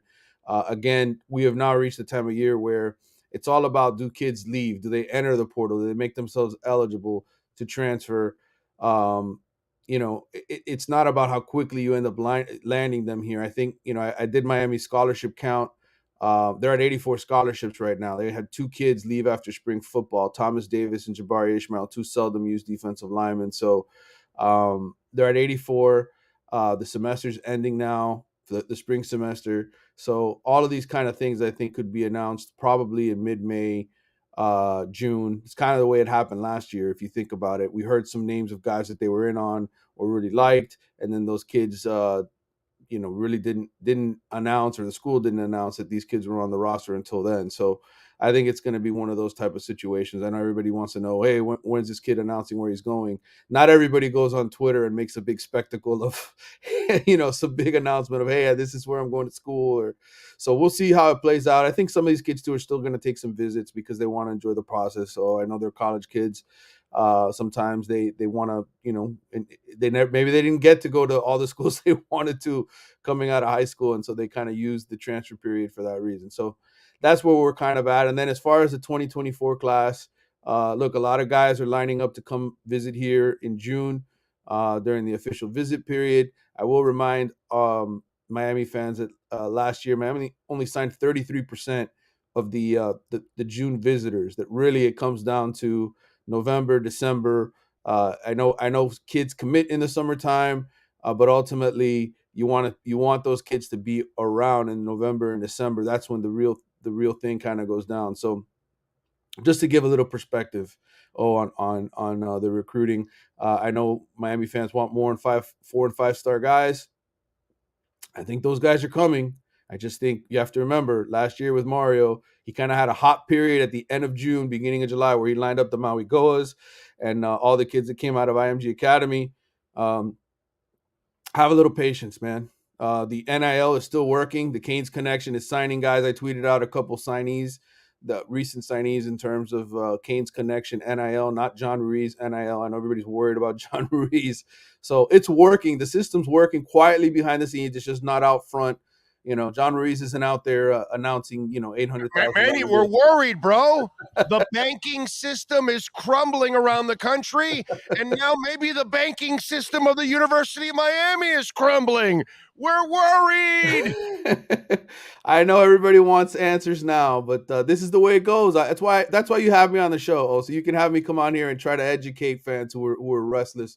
Will the FDIC bail out John Ruiz and the Canes? I have no idea whether John Ruiz will get bailed out, but I will tell you that there's a lot of other money coming from other places, and these kids. If Miami was so off in terms of NIL, would Tyler Van Dyke still be here? No. Would Key Mesidor still be here? No. Would so what you're saying is the FDIC is bailing out the University of Miami, not First Republic Bank. I got it. Yes, you got it. I got it. We're safe. We're safe. By the way, are you entertained by the revolving door? What's the name of those doors that go round and round in hotels and revolving door? It is. That's what it's called. Yes. Yeah, that Deion Sanders has in Colorado. Because wow, dude, I mean, not surprising. You want to clean house. I think this is a great thing for the Colorado program for Deion, because now this opens up a whole bunch of scholarships and it opens up more opportunities for him to bring kids in. So it's a good thing for him. But this is kind of part of the whole process. But because it's Dion, does it get magnified more and the rest of the country's finding out more about what probably goes on with a lot of changes in programs? Yeah, I mean, I said this. I told you guys I was a part of a new podcast, the Stars Matter podcast for The Athletic, where we talk recruiting every single week with our national reporters. And I said this on that podcast. I think Dion is doing what every coach wishes they could do, which is push all of the bad players out the door at once. You think about Mario last year when he took over this job. He kind of went at it slow. Yes, there were guys that left, but he still had more garbage to take out after the season. Yeah. Right. There's 22 guys that are gone that were transfers after the season.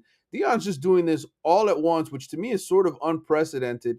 And that's because he has the confidence that he's going to get guys in the transfer portal to come in and just be bodies. Because look, you have your 40 key players every single year, right? You got your 22, and then you got 8 or 9 backups, right? And that's your team every single year in football. You got 40, 45 guys that really make up the roster. And then you got another 40 that you have around for practice and in case of injuries.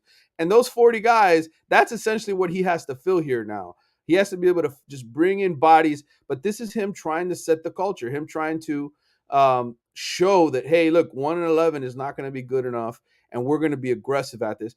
Look, I don't know that they're going to get to 80 scholarship players. They may only get to 70, but I don't think Dion cares. I think for him, what he's prioritized is set the culture, have the right kind of players in this building so that the days of 1-11 are very much in the rearview mirror. More power to him, bro. You got to do what you need to do to turn the program around. I think it's a really cool thing that he's doing. I wish him the best, man. I think it's I think he's doing more for college football than college football is doing for him.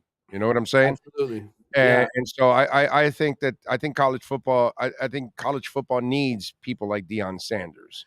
And I think what he did for Jackson State and that conference was enormous for a couple of years. And I just think I really liked what he's whether he's successful or not.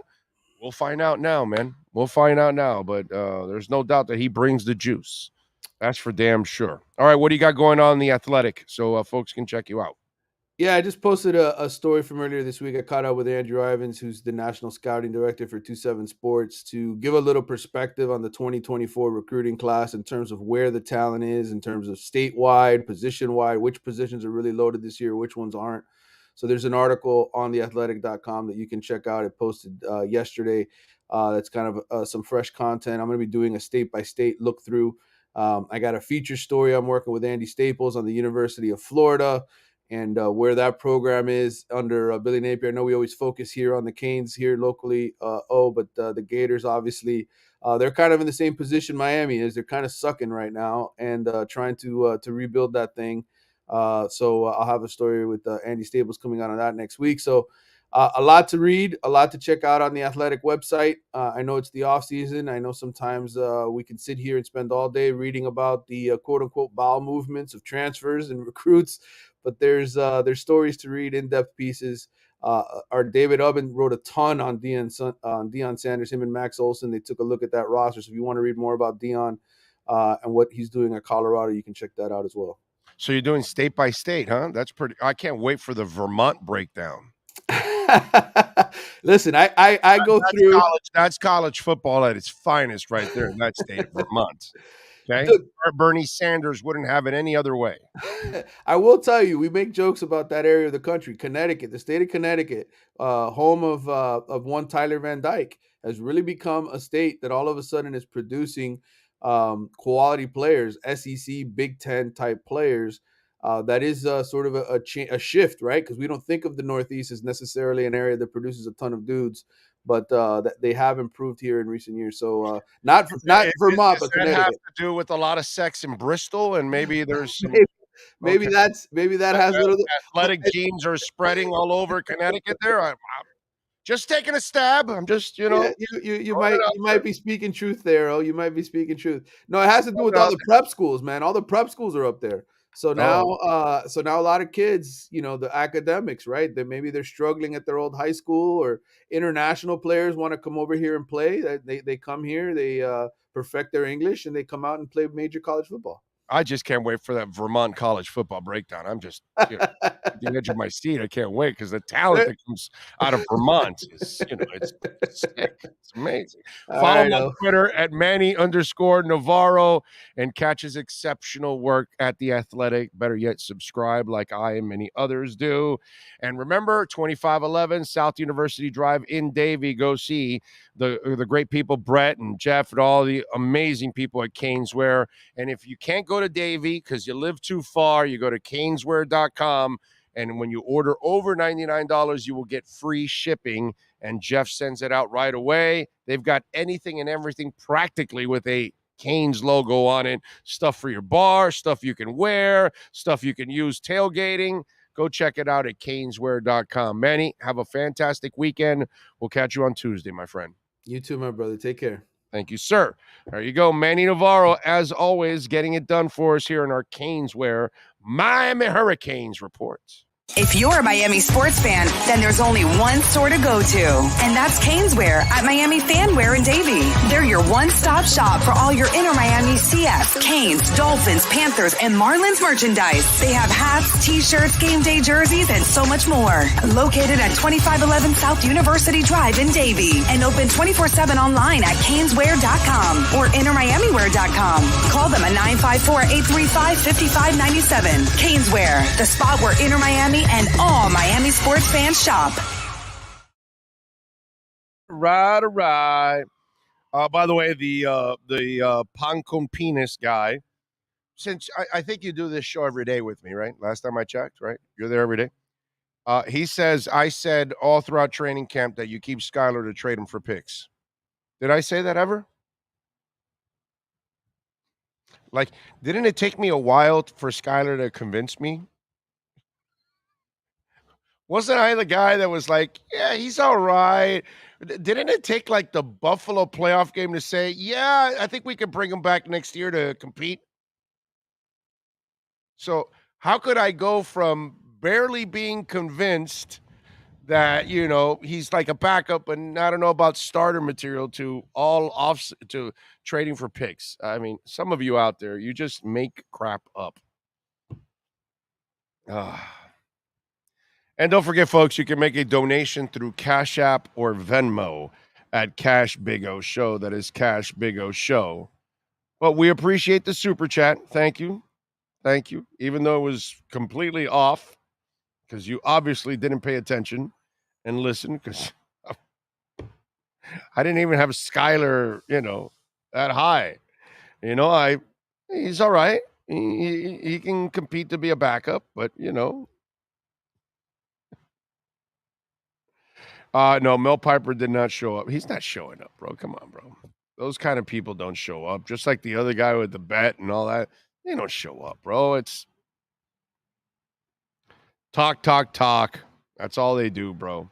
That's all they do is talk. It's like some guy goes to me, well, you better apologize on your show if the Dolphins trade for Dalvin Cook. And I've been doing this for 33 years. I'm here every day, right or wrong. I've been wrong plenty of times. How many times do I admit I'm wrong? Like all the time, don't I? Like all the time, I'll tell you I'm wrong. Like, what's it make? I don't know where people make it sound like I never admit when I'm wrong, when I do it almost every day. I will admit on something that I got wrong. You better admit you're wrong on the show. It's like, do you listen to the show? Do you watch it? Why would you say something stupid like that? I'm here every day, bro. I'll tell you when I'm right, and I'll tell you when I'm wrong. All the freaking time. All you got to do is listen. You'll hear me say, damn, dude, I was wrong on that. I thought this would happen, or that would happen, or this guy was going to be good, or that guy was going to be terrible, or whatever it is. And I'll tell you constantly, because we're human beings. Of course we're going to be wrong a lot. Michael Mayer would be a good pick. That would be a good pick, Burnt Toast or Terry Lynch. I'm with you there. That's not one I have a problem with. I talked about this a little before. Darnell Washington, Sam Laporta, Michael Mayer, Brenton Strange, Luke Musgrave, and obviously my guy Tucker Kraft. These are all guys that would be pretty good picks for them in the second and third rounds. Okay. What do we got? There's going to be a new rumor starting soon. Oh, what's the new rumor now? Jeremy Fowler is reporting the Lions are receiving trade talks on running back DeAndre Swift, whose representatives have been in contact with the team about potentially moving to a new team when Detroit drafted Jahmyr Gibbs. The talented Swift appears poised to leave Detroit. Okay. That's actually, see, you could get that guy for very little. He's on his rookie deal, isn't he? Like I said. What year is this for Swift? I want to say this is like his 4th or 5th year. So they're trading him before his second contract. I'm pretty sure of that. I'm pretty sure Swift doesn't have a second contract. 2020, exactly. He's in his rookie deal. So you don't really pay him a lot. He was selected late first, right? Or early second? I'm forgetting now. Second round, right? Early second, right? That's what I knew it was somewhere late first, early second. So early second. So that means his contract is up this coming season, this last season. Yeah. So it's only a 4-year deal. So remember what I just told you. How many of these backs do you even give a second contract to? So now you drafted a back. You're stupid, Detroit. You should have traded DeAndre Swift before the draft. So now they know you want to get rid of him. So what are they going to offer you? A 6th or a 7th rounder? And that's what's going to happen. And then somebody can use him for a year for a 6th or 7th rounder and then get rid of him. Or they keep him. Or, by the way, they trade for him. He leaves. If he has a great year, they will get the compensatory pick. So you trade a 6th or 7th rounder for DeAndre Swift. You pick up his contract. He plays his final year. He has a kick-ass year for you. You can sign him to a contract if you want. You probably won't, but you let him go and you'll get a compensatory pick that's higher than the pick you traded away to acquire him.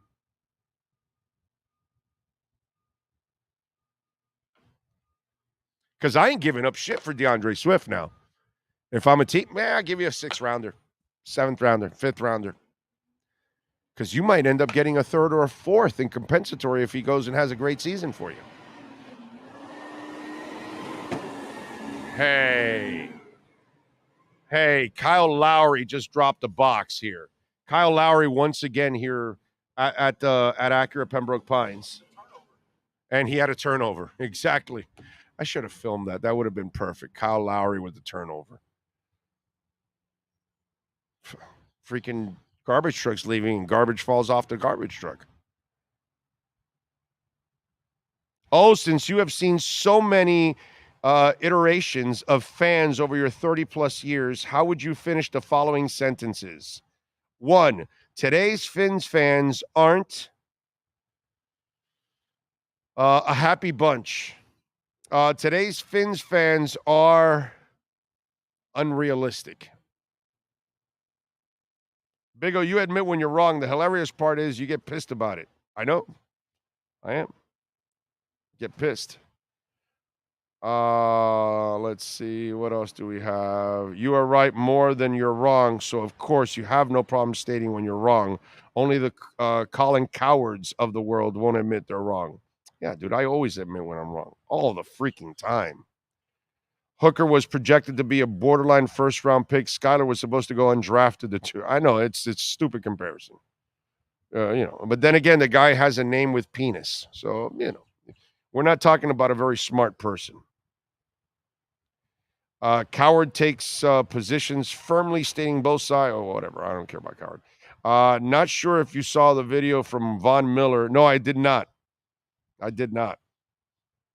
Can you look it up, the video of Von Miller, and people have mentioned it to me. Maybe we can play it here. What the hell? Make sure it's not some NFL video. Then I don't want it because then we'll get tagged. Maybe it's just a Twitter thing or something. It's on his page or something. It's on a podcast? Okay, maybe we'll get away with that if it's nicer. Oh, it's the NFL one? Oh, then we're screwed. Then they'll just tag us. I hate that shit. Let's see. If I were the Dolphins, I'd just stay with the running backs. That's what they're going to do, Ray. They're not getting any running backs, dude.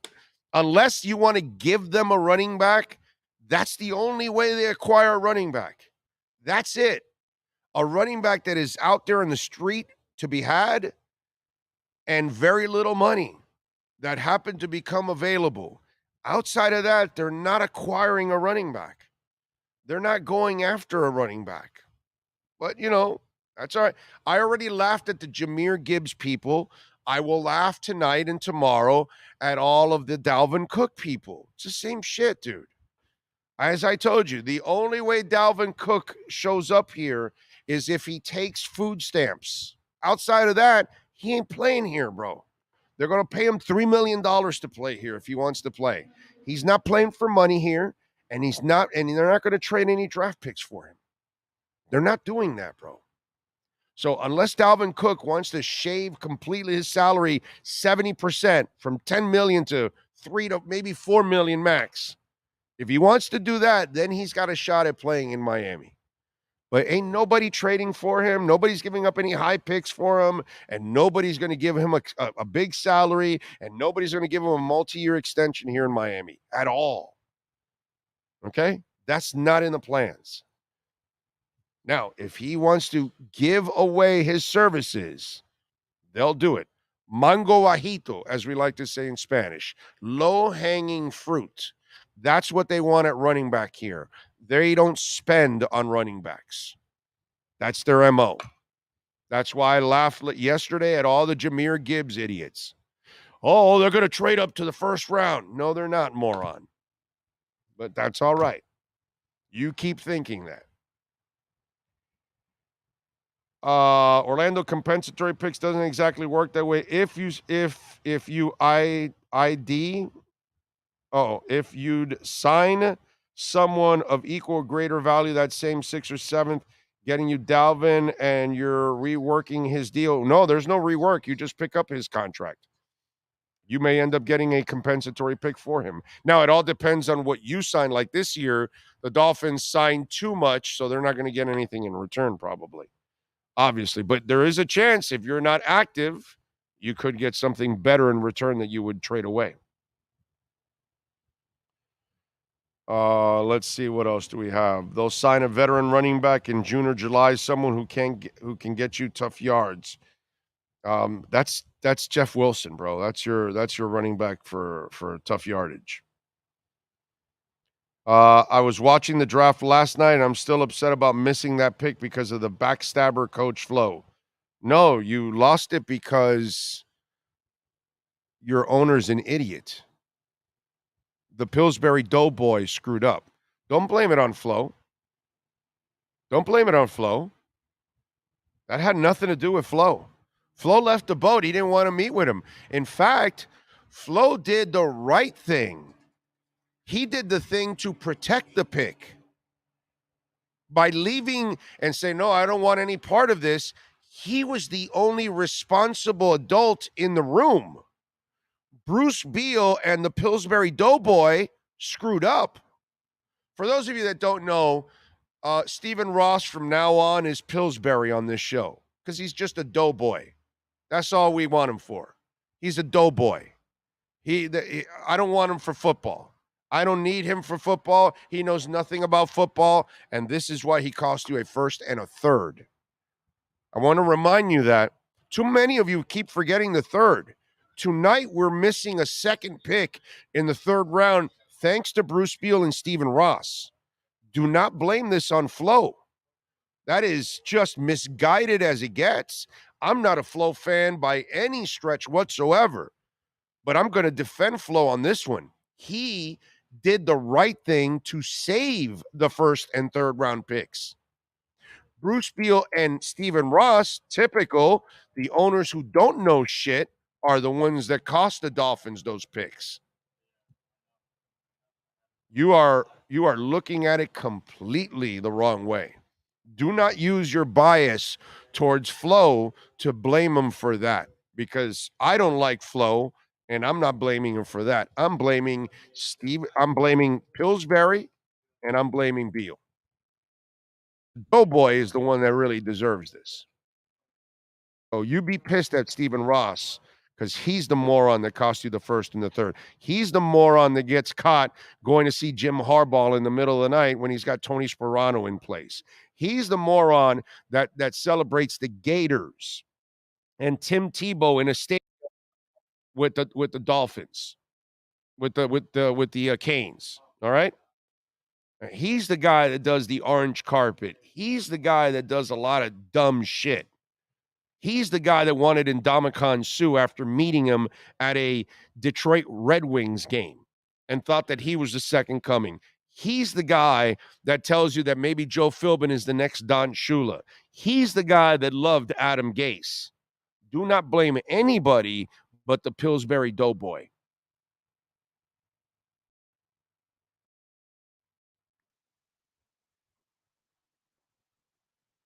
Anyway. Do you think Greer might trade back to see if he can? Yes, that is possible, Mark. That is he ain't trading up for no running back. That's some stupid stuff there. Forget about that. He doesn't do that. He doesn't pay running backs any big money. He doesn't trade up, big, draft picks or anything for running backs. That's not his style. But his style is to trade out of that second round and go get 2/3. That he'll do. I can't tell you, that'll never happen. I'll tell you he ain't trading for Jahmyr Gibbs. I'll go out on a limb and tell you that he ain't giving up jack for Dalvin Cook. If Dalvin Cook wants to come here for nothing, let's do it. But he's not giving up anything for Dalvin Cook. Okay? He'll give up garbage. He'll give you a 7th rounder and tell Dalvin Cook, okay, we got to cut your salary down to $3.5 million.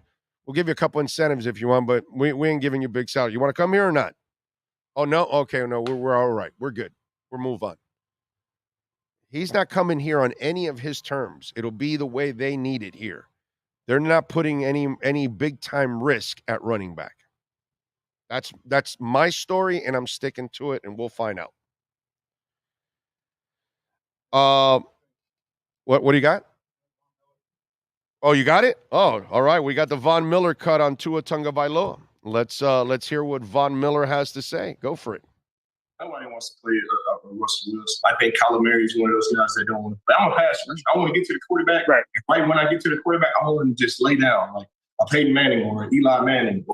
That's what I want. I don't want the guy to see me coming and, shift and run around. I want the guy when I get there, I want him to be like Phillip Rivers and just, take the L and get back up and start a new play. So let's back up here. So the Manning brothers would just take the L?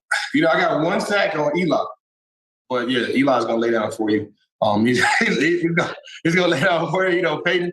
Peyton. He's gonna lay down for you. Is there a player like that who's not fleet of foot, but they wouldn't take the L and they would just kind of stand up? Is there the opposite of the Mannings, the Phillip Rivers? Joe Burrow's like that. He's not gonna take the L. Patrick Mahomes is not gonna take the L. Josh Allen is definitely not gonna take the L. He's a couple of guys. Tua's extremely tough to get. Now we got Aaron Rodgers in the division. He's always been tough to get. And the thing about Aaron Rodgers is he just has this ability to really have all his attention on you and still looking down the field at the same time. So it's only been a few quarterbacks that have been able to do it. All right, I guess Tua's pretty good. But, don't tell the haters and disbelievers out there how good Tua is. I don't know. I spend my entire life trying to defend this young man as a player. And to me, it's just the most ridiculous thing in the world. The most obvious thing to me about Tua was that he is a player. I was so, obviously so nervous of his injury history. And that was always my only concern I've ever had of him was his injury history. I never, ever, ever, ever, ever, ever flinched about his play. And I never understood people that didn't see it. And those of you that said he was too short or noodle arm or all of this or not athletic enough or can't run a high-powered offense, all that crap, it was like, do you really watch the game? Do you really understand the quarterback position? And it's just funny. People that play with him and against him have immense respect for his abilities because they know that he has that it quality. And I don't understand the Dolphin fan that doesn't see that. The NFL fan, I can understand that. But the Dolphin fan that gets to see him all the time. And I was the guy that came out of his rookie year super impressed, considering everything that he was, all the shit that he was under, from coming back from the injury to playing, because I knew that the guy that was coaching him didn't want him. So it's just terrible. It's a shame, but it's nice to see Von Miller, and he has no reason to do it. And he'll talk about the guys that will take. By the way, I have no problem taking the L.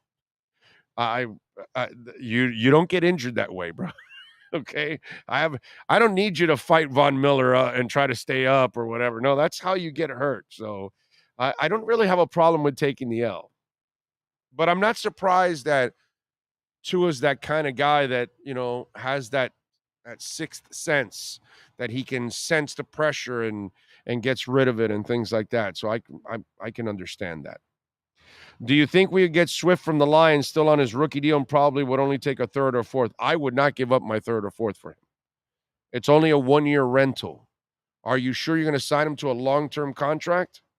No, not doing that, bro. No, that doesn't make any sense. So, Marcus says, "Hear me out." Usually that's like when somebody starts with "hear me out," it's always terrible. Like 99% of the time, it's the worst idea. It's a really dumb concept. It's a bad suggestion. Let's go. Trade Wilkins to move up to the second round. Additional third-round pick and get a young defensive tackle in the second. Offensive lineman with the two third-round picks and a tight end in the fourth. They don't have a fourth. And he says Wilkins was second round, an additional third pick. And he's just saying an additional third, so you get a second round. So this guy's bad at math and everything. They don't even have a fourth-round pick, but he's creating a fourth-round pick. And not only that, he's guaranteeing you that the guy you're going to replace is better than Christian Wilkins. What did I tell you? Hear me out. Whenever it starts with "hear me out," it's catastrophically stupid. And Marcus Shabbat, catastrophically stupid, my man. Okay? You want to trade one of the better defensive tackles in the NFL right now after you've developed him. You must be part of the old Dolphin regime. Yeah, I don't need those people around here, okay? You're part of the old Dolphin regime. I don't need you, bro. Save your brain cells. Stupid chat. Stupid chat. Stupid chat. Yes, I would agree with that one. Brandon, it's the stupidest thing I've ever heard. Brother, when it starts with "hear me out," that's it. That's all. Come on. Oh, I know you're going to disagree. Hear me out. Give me a second. Pay attention to this. Whatever they do to try to just like the initial sentence is to tell you, hey, don't freak out. Don't get mad, but it's always terrible. Wilkins is a freaking stud. The man is almost unblockable. Yes, Jean-Luc, you and I see that, but some other people, they probably don't. Big O, has it started over where you're at? We have rain all weekend. Do we? Oh, is there rain scheduled in the forecast? Oh, come on, bro. The people in Fort Lauderdale can't have rain. No more rain, bro. Can we give the people in Broward a break here? And Brickell too, because they didn't get what Broward got. But if rain's all over the place, my God, those people in Brickell and Fort Lauderdale East Fort Lauderdale does not need this, dude. Jesus. God. It breaks my heart when I see the news and I see all these people in Fort Lauderdale and they've lost everything, man. That's got to be so demoralizing. No, I saw this couple that it's like their second time because they had another flood that destroyed everything, and it's just like, oh my God, you've gone through this twice. I feel terrible for those people, man. I really do. Anyway, Big O, hear me out. Your hat is amazing. Thank you. Thank you, Frankie. Cook has 4 straight 1,000-yard seasons and 4 Pro Bowls. Definitely better than what we have now. Yeah, it's fantastic. He's also missed a lot of games. Did you mention that, by the way? Did you mention any of the injuries?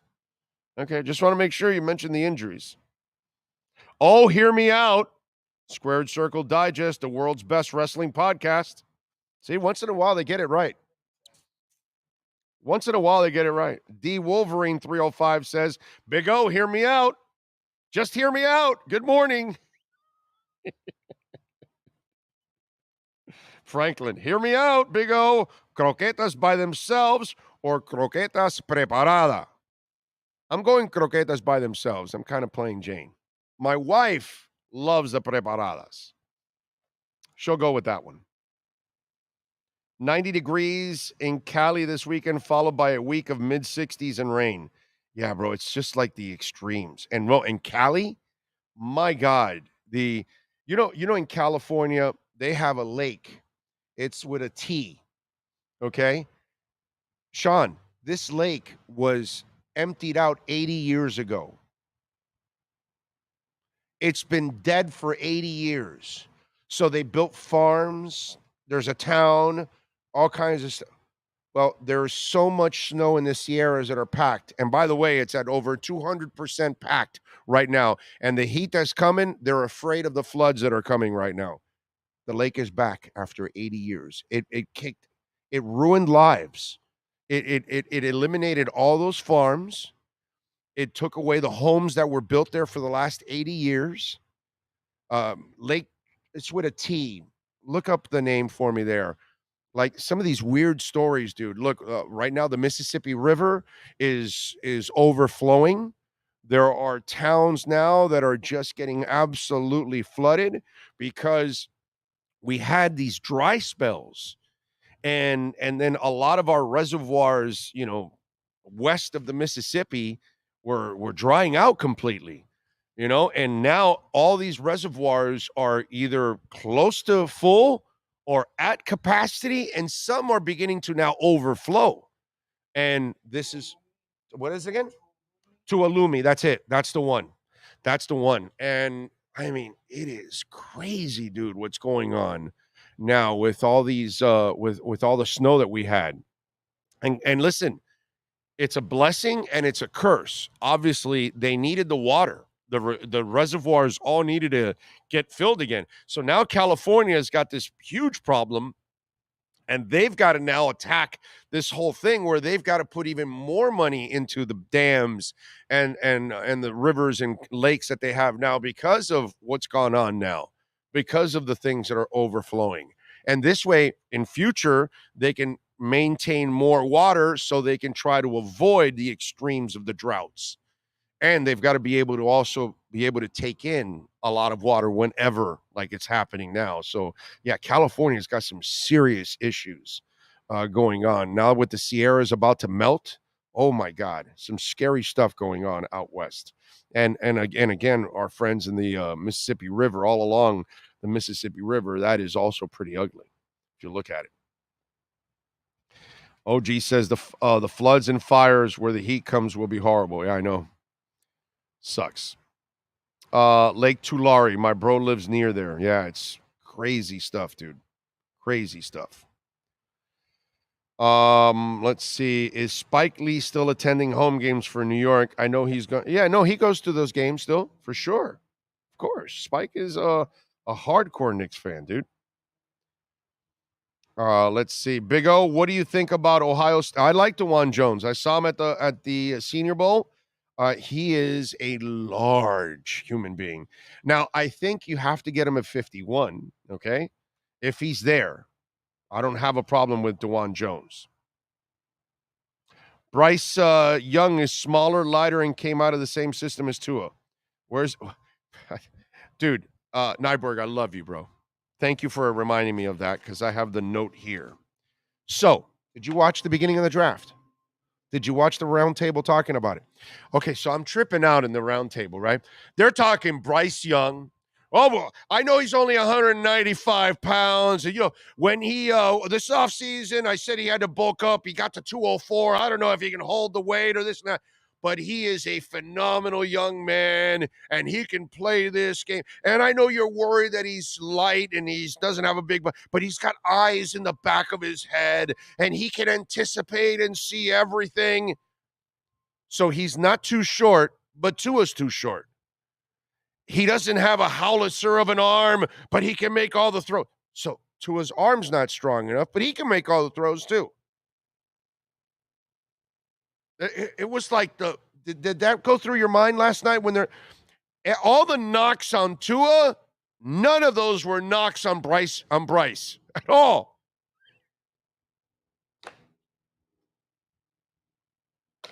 You want to talk about the injury stuff? Okay. But when it came to athletics and the throwing and all, Tua did the same stuff, dude. Just as good or better, whatever. And he won a national title.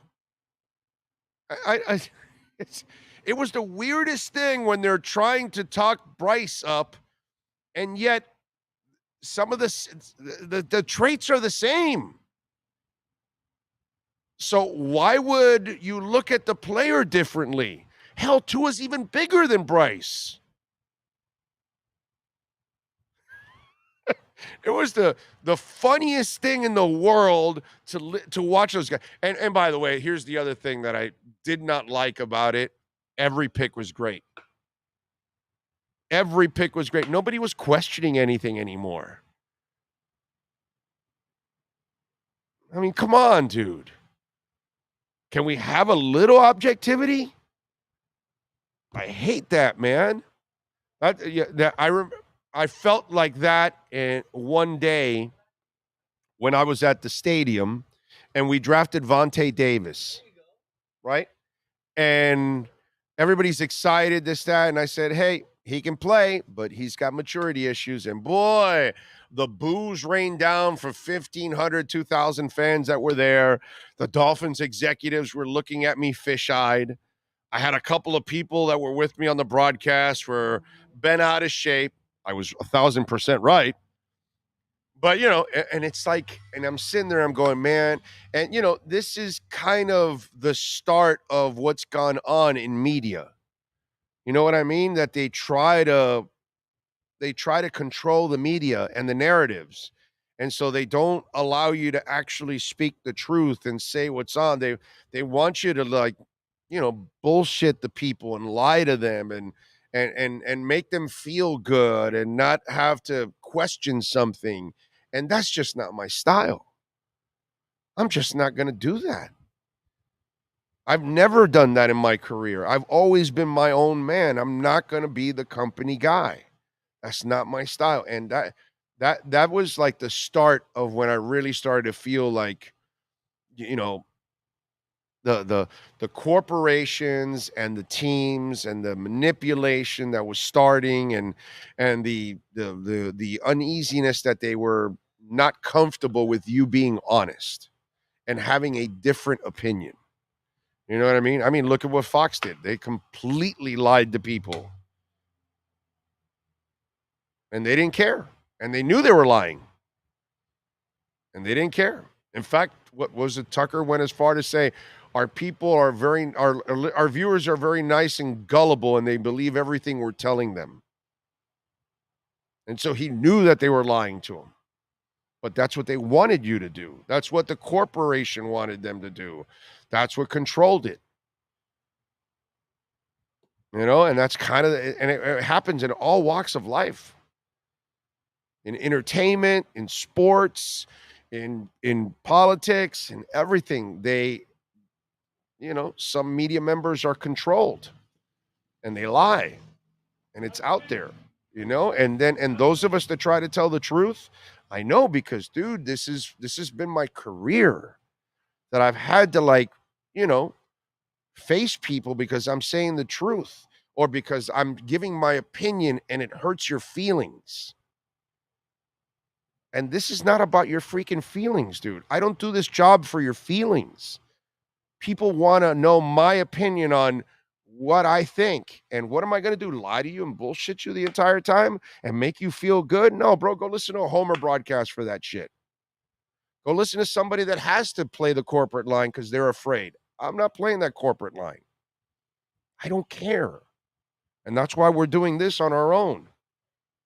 And this is why I constantly fought with people when I was in the business, that I had to fight with the hierarchy upstairs because they were so worried about what the teams think. And I'm like, no, bro, I don't care about what the teams think. I'm not lying about the team. I'm not lying when I say Vontae Davis is immature. I'm not lying when I say that Joe Philbin is not good and that he's constantly asking for people to get fired or get traded. I'm not lying when I tell you that Flores didn't want Tua or that he's running roughshod through the building. Did anybody else tell you that shit? Anybody? Did Schefter say it? Did Cam Wolf say it? Did Omar Kelly say it? No. No one said it. I said it. So I don't have a damn problem with saying anything that's going on. And that's the problem that we have in media nowadays. Because the media doesn't have any power, because the people above you are paying your bill, your salary, you have to then succumb to everything that they say. And you have to do what they say, because if not, you get fired. I don't play that game. I didn't care about getting fired because I knew I would get another job like that. And every time that I ever had an issue, I got a job right away, bro. I had an issue in QAM when they wanted to move me nights. I left. I didn't get fired. I left. I went to 640. The last go around with QAM, yeah, I got fired. And it went as planned. Perfect. Because this is what I wanted to do. Because I'm not taking that bullshit, especially from some schmuck that they've got there running the place that doesn't know anything about radio. We're worried about the teams and our relationships. Oh, bro, that's your freaking problem, not mine, bro. Any team, if any team has an issue, they can call me. They all have my number. It's funny. The Heat has never had a problem with me. Dolphins, they used to. Some of the guys that were in the, in the front, bomb, they got a little personal. They were a little touchy. They got a little sensitive.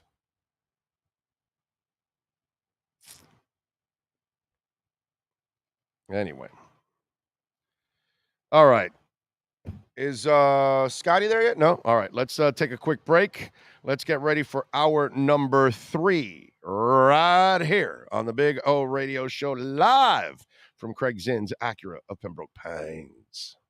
There's no need to drive around South Florida wasting valuable time looking for a new or certified pre-owned Acura. Go to the #1 volume sales dealership in the Southeast United States. Craig Zinn's Acura of Pembroke Pines. Purchase with pace and space in a dealership tailored to your needs. From home buying to providing that personal touch. Contact the 2020 Satisfaction Award winner Craig Zinn's Acura of Pembroke Pines. 888-776-5123. That's 888-776-5123. Or visit them at 15601 Pines Boulevard in Pembroke Pines.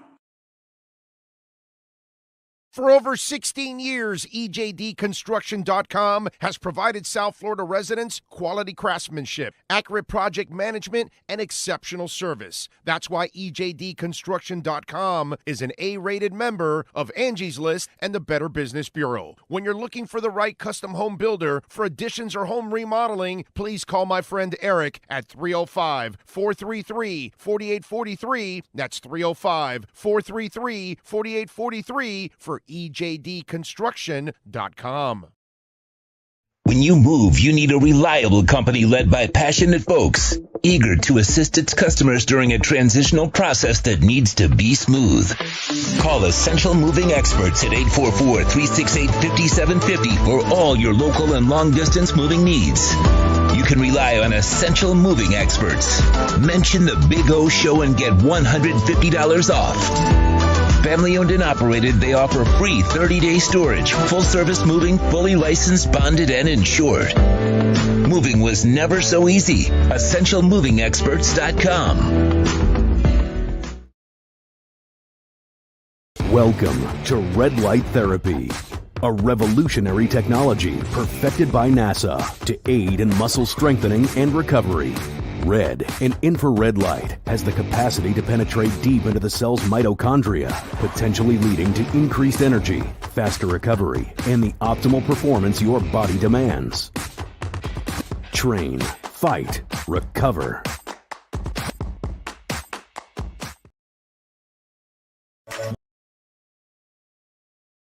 Welton Rayom has more than 62 years of litigation experience handling insurance disputes. They're committed to resolving even the toughest insurance claims quickly. Call them for a free consultation. 954-966-4646. At Welton Rayom, they don't get paid unless you win. Property damage claims to your home, business, or condo as a result of a hurricane. Welton Rayom can help. Water, mold, fire, smoke damage, Welton Rayom can help. Call 954-966-4646. If you're a Miami sports fan, then there's only one store to go to, and that's Caneswear at Miami Fanwear in Davie. They're your one-stop shop for all your inner Miami CS, Canes, Dolphins, Panthers, and Marlins merchandise. They have hats, t-shirts, game day jerseys, and so much more. Located at 2511 South University Drive in Davie, and open 24/7 online at caneswear.com or innermiamiwear.com. Call them at 954-835-5597. Caneswear, the spot where Inner Miami and all Miami sports fans shop.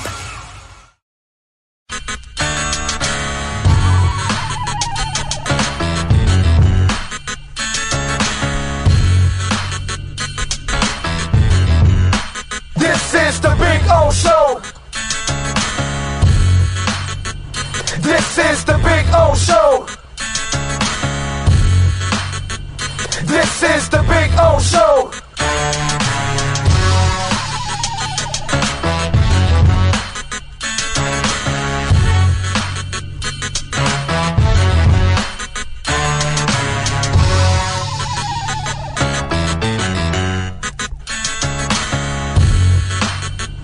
This is the Big O Show.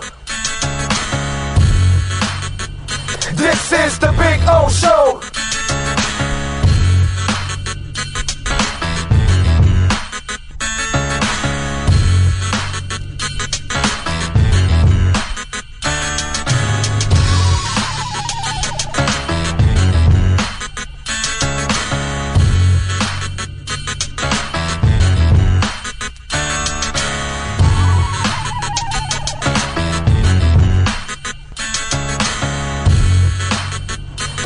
This is the Big O Show. This is the Big O Show. This is the Big O Show. This is.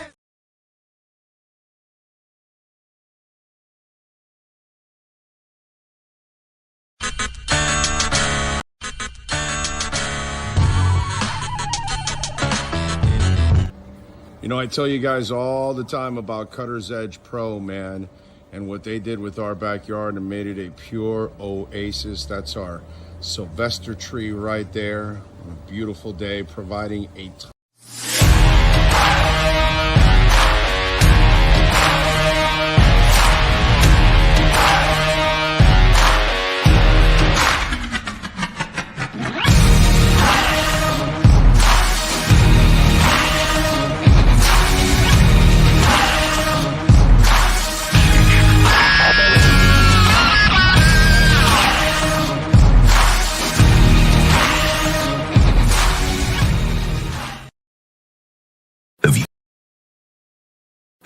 Statements or beliefs expressed on the following program by the host, guests, or callers are not necessarily the opinions of FantasyXS.com, Media Group Inc. ownership, management, sponsors, or website.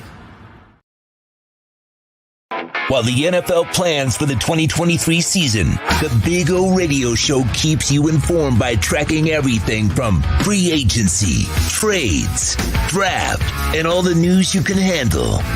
It's the SportsGrill.com Dolphins and NFL Draft Report with Yahoo Sports' Scott Pianowski.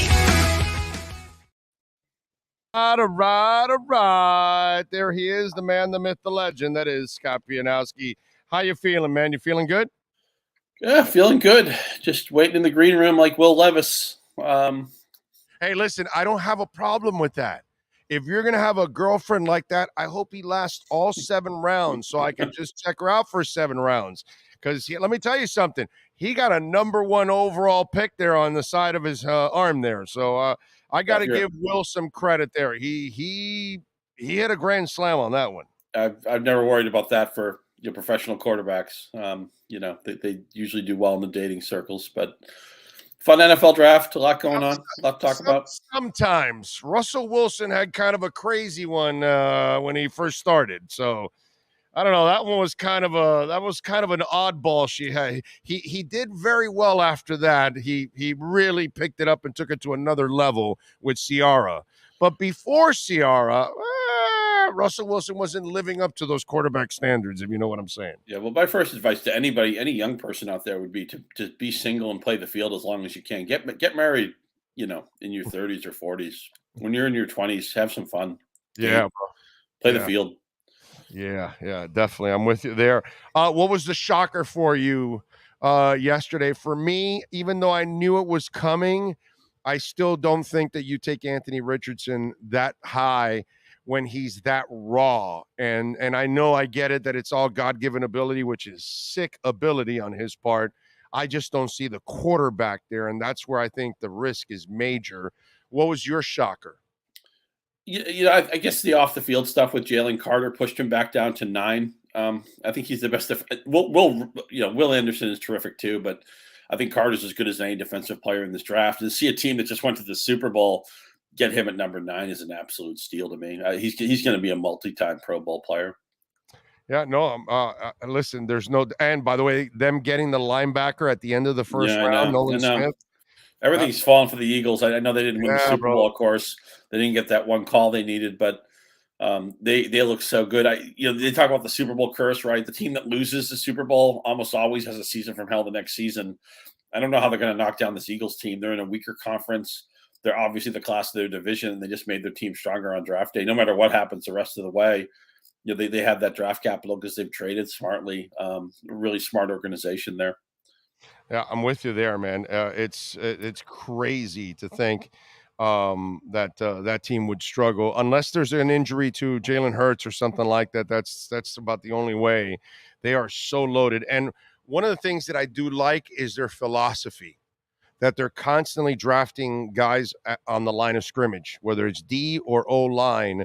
They're constantly building that up. And I've been kind of battling with my Dolphin fans out there because, I had a couple of them, the Dolphins may trade into the first round for Jahmyr Gibbs, which is Chris Grier never gives up big money, never gives up big picks for running backs ever, bro. That's not his MO. They go under the radar. And kind of what I've been telling people is they invest in the offensive line, not in the running backs. The running backs, they kind of want guys that are, middle of the run guys. They're not going for elite guys. They're not spending big time money. They want guys like Jeff Wilson and Mostert that had 4.5 yards a carry last year.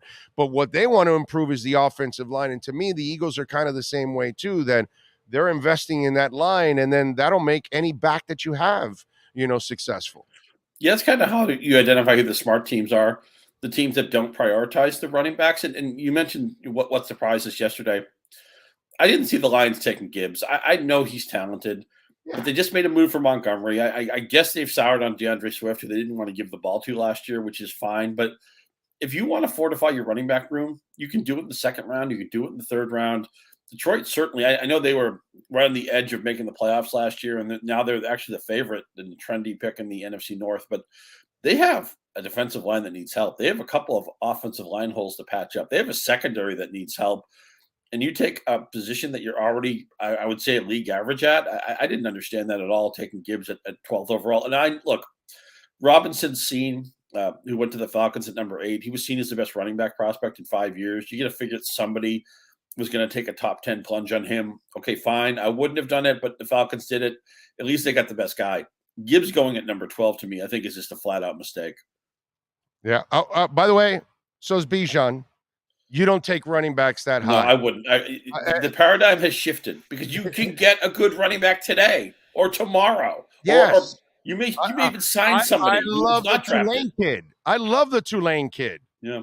Somebody's going to get themselves a hell of a player here in the second, maybe early third. I don't think he goes any farther than that. But here's the question I have for you that I tell everybody. How many running backs are worth a second contract? Very few. That's it. That's the end of the story. Mm-hmm. That should tell you everything you need to know about the draft. Yep, absolutely. You don't invest. Think about this. This is what I was explaining to some Dolphin fans. Oh, they're going to trade up into the first round for Jahmyr Gibbs. Okay, so let's go over this. Let's just say for shits and giggles, Jahmyr Gibbs lasts to 25. Not 10, 25. Miami's at 51. In order to trade up to that part of the first round, they would have to trade their second, their third, and maybe next year's third to move up to 25. And then after that, are you convinced that you're going to give Jahmyr Gibbs a second contract? Look at the Detroit Lions. They drafted Swift. He's in his first deal. They're not even giving him a second contract, and they picked him in the early second round. In today's NFL, unless you're Derrick Henry, almost no second contract is going to go well. It didn't go well for the Rams when they gave their guy. Ezekiel Elliott's second contract went sour right away. They were dying to get rid of him the last couple of years overall. If you really look at it, Saquon Barkley, if you really look at it, more often than not, you have no interest in giving any running back a second contract. So why would you draft him early? Draft him in the third or fourth round since you're only going to keep him for 4 years. Maybe you tag him for a year or two or something to keep him for a fifth or sixth year, and then you get rid of him. But more often than not, you're really going to pick and use these guys for one contract and then move on. So why make a heavy investment? It makes no sense. You're preaching to the choir, man. I agree with everything you said. It's just the shelf life of these guys. You know, some guys can play for 8 or 10 years. And some guys are going to just play for a couple of seasons. It's obviously the most injured position on the football field too, because they get tackled all the time. And even if you have a good running back, you probably have to platoon him with somebody else anyway. It's not like getting one guy solidifies that position. You're going to have to address it elsewhere. This is, again, most of the smarter teams get this. The Chiefs just won the Super Bowl, basically playing a zero RB running back situation. The Eagles went to the Super Bowl and they said goodbye to Miles Sanders after the season, went in a different direction. You know, they've changed their backfield look.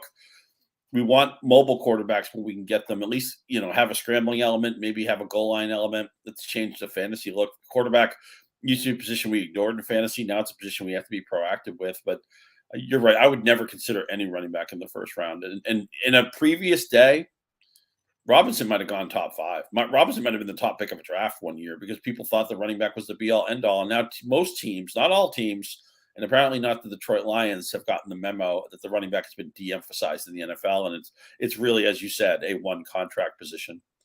CJ Stroud, I think Houston got the best quarterback in the draft at number 2. Who got the best quarterback in the draft in your eyes? He's got the highest floor. I mean, look, Bryce Young, he said it. I'm not getting any bigger, right? It's not that you can't be a good pro if you're shorter. Russell Wilson, Drew Brees, there's been guys, but I want the prototype of that position, and Stroud is that guy. And I know there's some controversies. He didn't answer questions on a test or something like that, but I saw everything at Ohio State I needed to see. And I actually thought the move to get Anderson was a good move too. By the way, Marino sucked in the Wonderlic. You know what? I gotta figure Marino didn't take it seriously, because I've met Dan Marino. He's a very smart guy. But he didn't score high. Neil Smith, the defensive end, scored like an 8. Yeah. Marino's one of the smartest guys out there. There's lots of guys that didn't do good in the Wonderlic because that's not football. Nobody gives a shit about that. Mm-hmm. That's not football.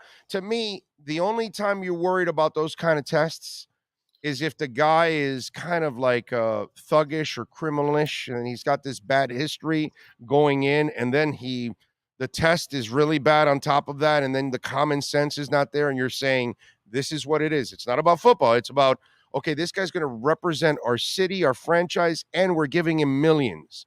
Do we want this guy out on the street representing us? No. Okay, let's not draft him because he doesn't have the right attitude. That to me is where it matters. It's not going to matter whether you're a good player or not. That has nothing to do with it. Now, if you have a bad history, that's where I worry about a guy with the character. But smarts, you might be a genius in football. Maybe you're not great at math or something, or maybe you're not, that doesn't make you, that doesn't say you won't be a great player in football. Sometimes that's a language that you understand, and sometimes your instincts are way better in this than most of us, and that's why you're playing that.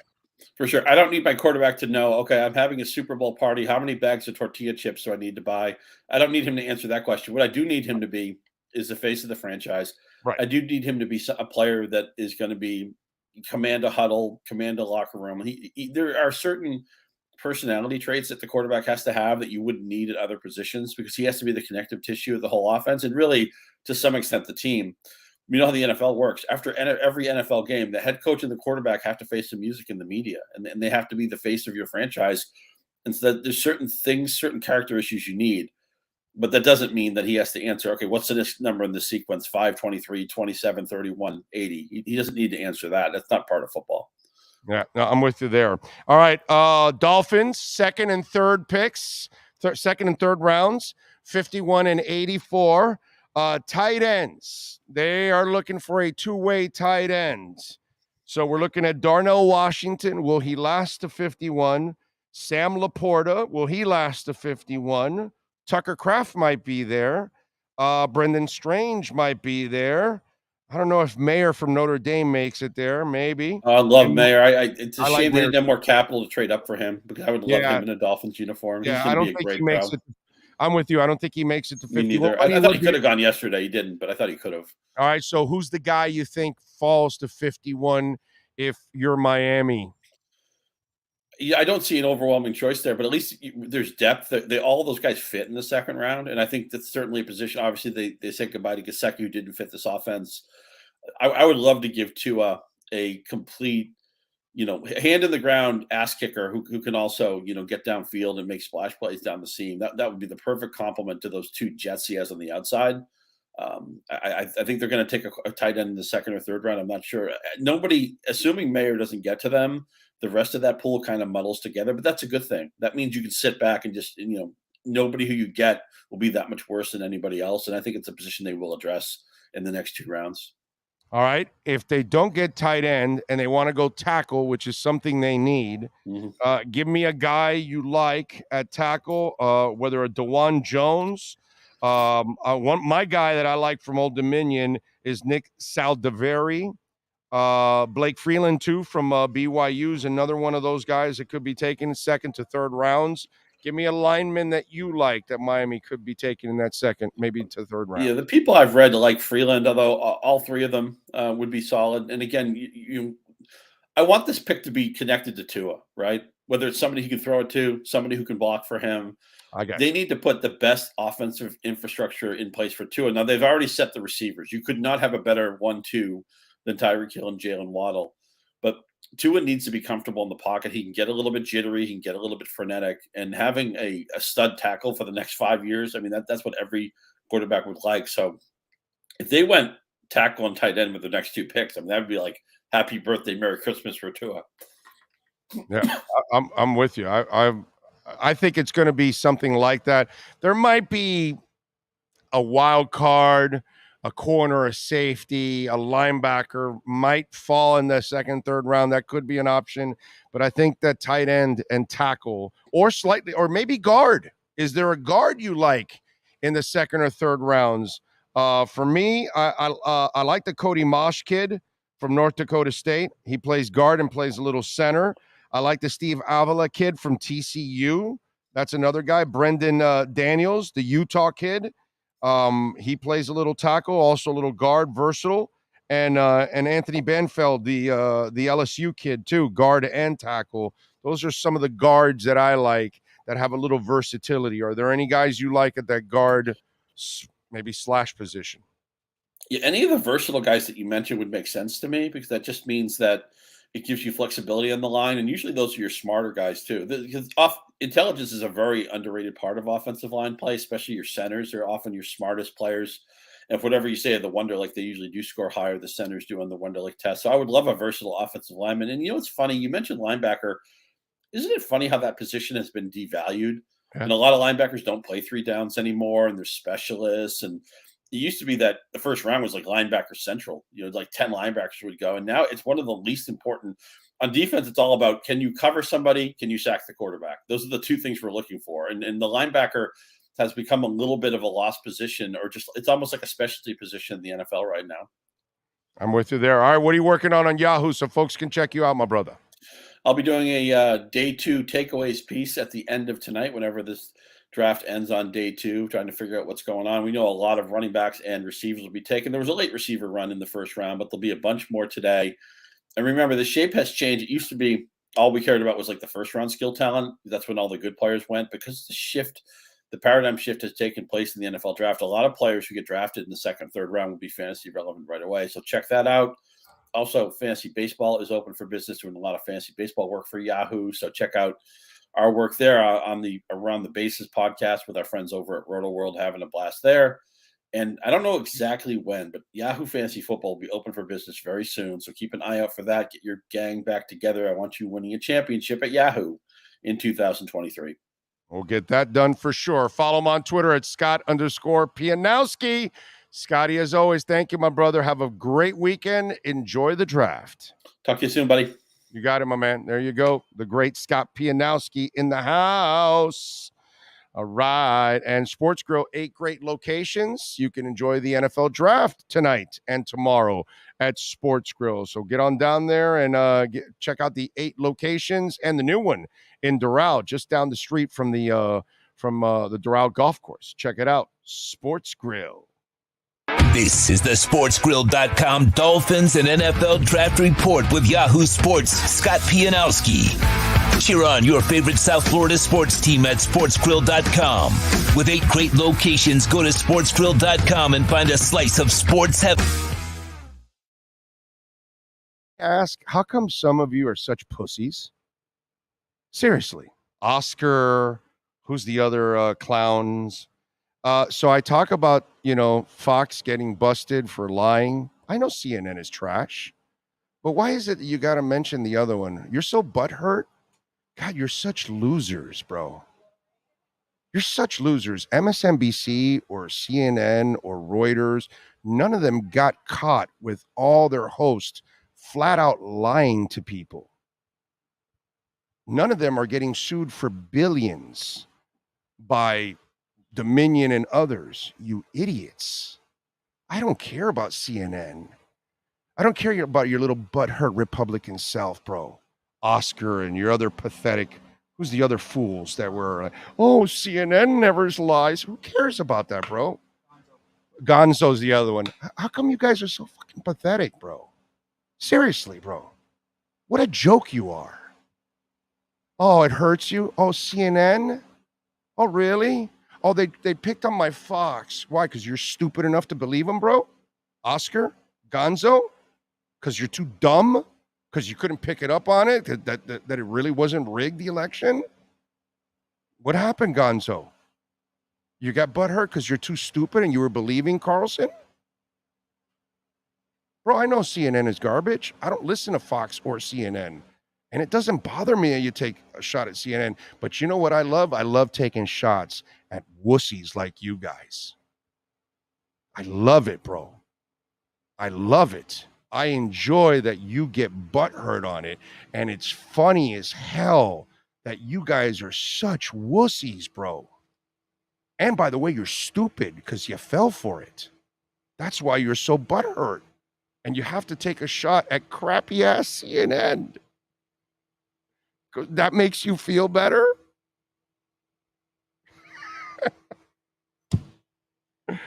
Jesus, dude. Some of you are so sad, bro. You're so stuck with your little Republican and Democrat crap. God, you're such losers, bro.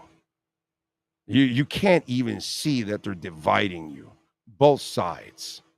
You're so stupid you defend Fox. Jesus Christ, bro. Some of you, man. Brother, get laid or something, man. Oh, CNN never lies. Hey, he took a shot at Fox. Oh, my God. Oh, hear me out. It's my birthday. And she said she wanted to go to Sports Grill. So birthday, dinner, Sports Grill. Let's go. Exactly. Let's go. I have those special grilled wings. Greer is not afraid to pull the trigger on trades. Hope he does it for mayor. He could. He could. Big D, you could be right. He ain't trading for no running back. You know, that ain't happening. But he could trade for a tackle. He could trade for a guard. He could trade for a tight end. I could see something. I could see a small move for that because they really like that person and they can move up. I can see that. That I would not put past him. I'll go on a limb and tell you there ain't no trade for Jahmyr Gibbs into the first round. That's an easy one. And the other one is the Dalvin Cook one. They're not giving up anything significant at all ever for Dalvin Cook or any running back. They're just not. That's not what they do. If they can get low-hanging fruit, they'll get low-hanging fruit. But they're not giving up anything. Okay? And there's Oscar. I didn't say they didn't lie. Hey, bro, you brought it up already. Your little butthurt self brought up CNN. Okay. All right. Well, Cam is waiting for Bryce Young. So ask him that I'm going to bother him tonight for the draft later on tonight to get a recap. So tell him that we'll have him and Poupart on tonight. So you know what? It's even better. We'll get Cam tonight after the Dolphins picks. Even better, bro. What's he going to tell us now anyways? Tell him don't worry about it. It works out fine. It gives me an opportunity to jam on Oscar and the other little CNN losers. So funny, bro. So funny. You guys, bro. You Democrats and Republicans that are just your little emotional selves. You're such emotional cripples. It's so fun to pick on Democrats and Republicans. God, it is the best. Man. Awesome. They got to hear shots on both sides, or if not, they get all touchy. I'm about Americans, bro, if you haven't figured that out. I laugh at both of you. I just read a mock draft from the Bleacher Report, and they have the Dolphins taking Tucker Kraft at 51. And you know, those mock drafts, they're always 1,000% right.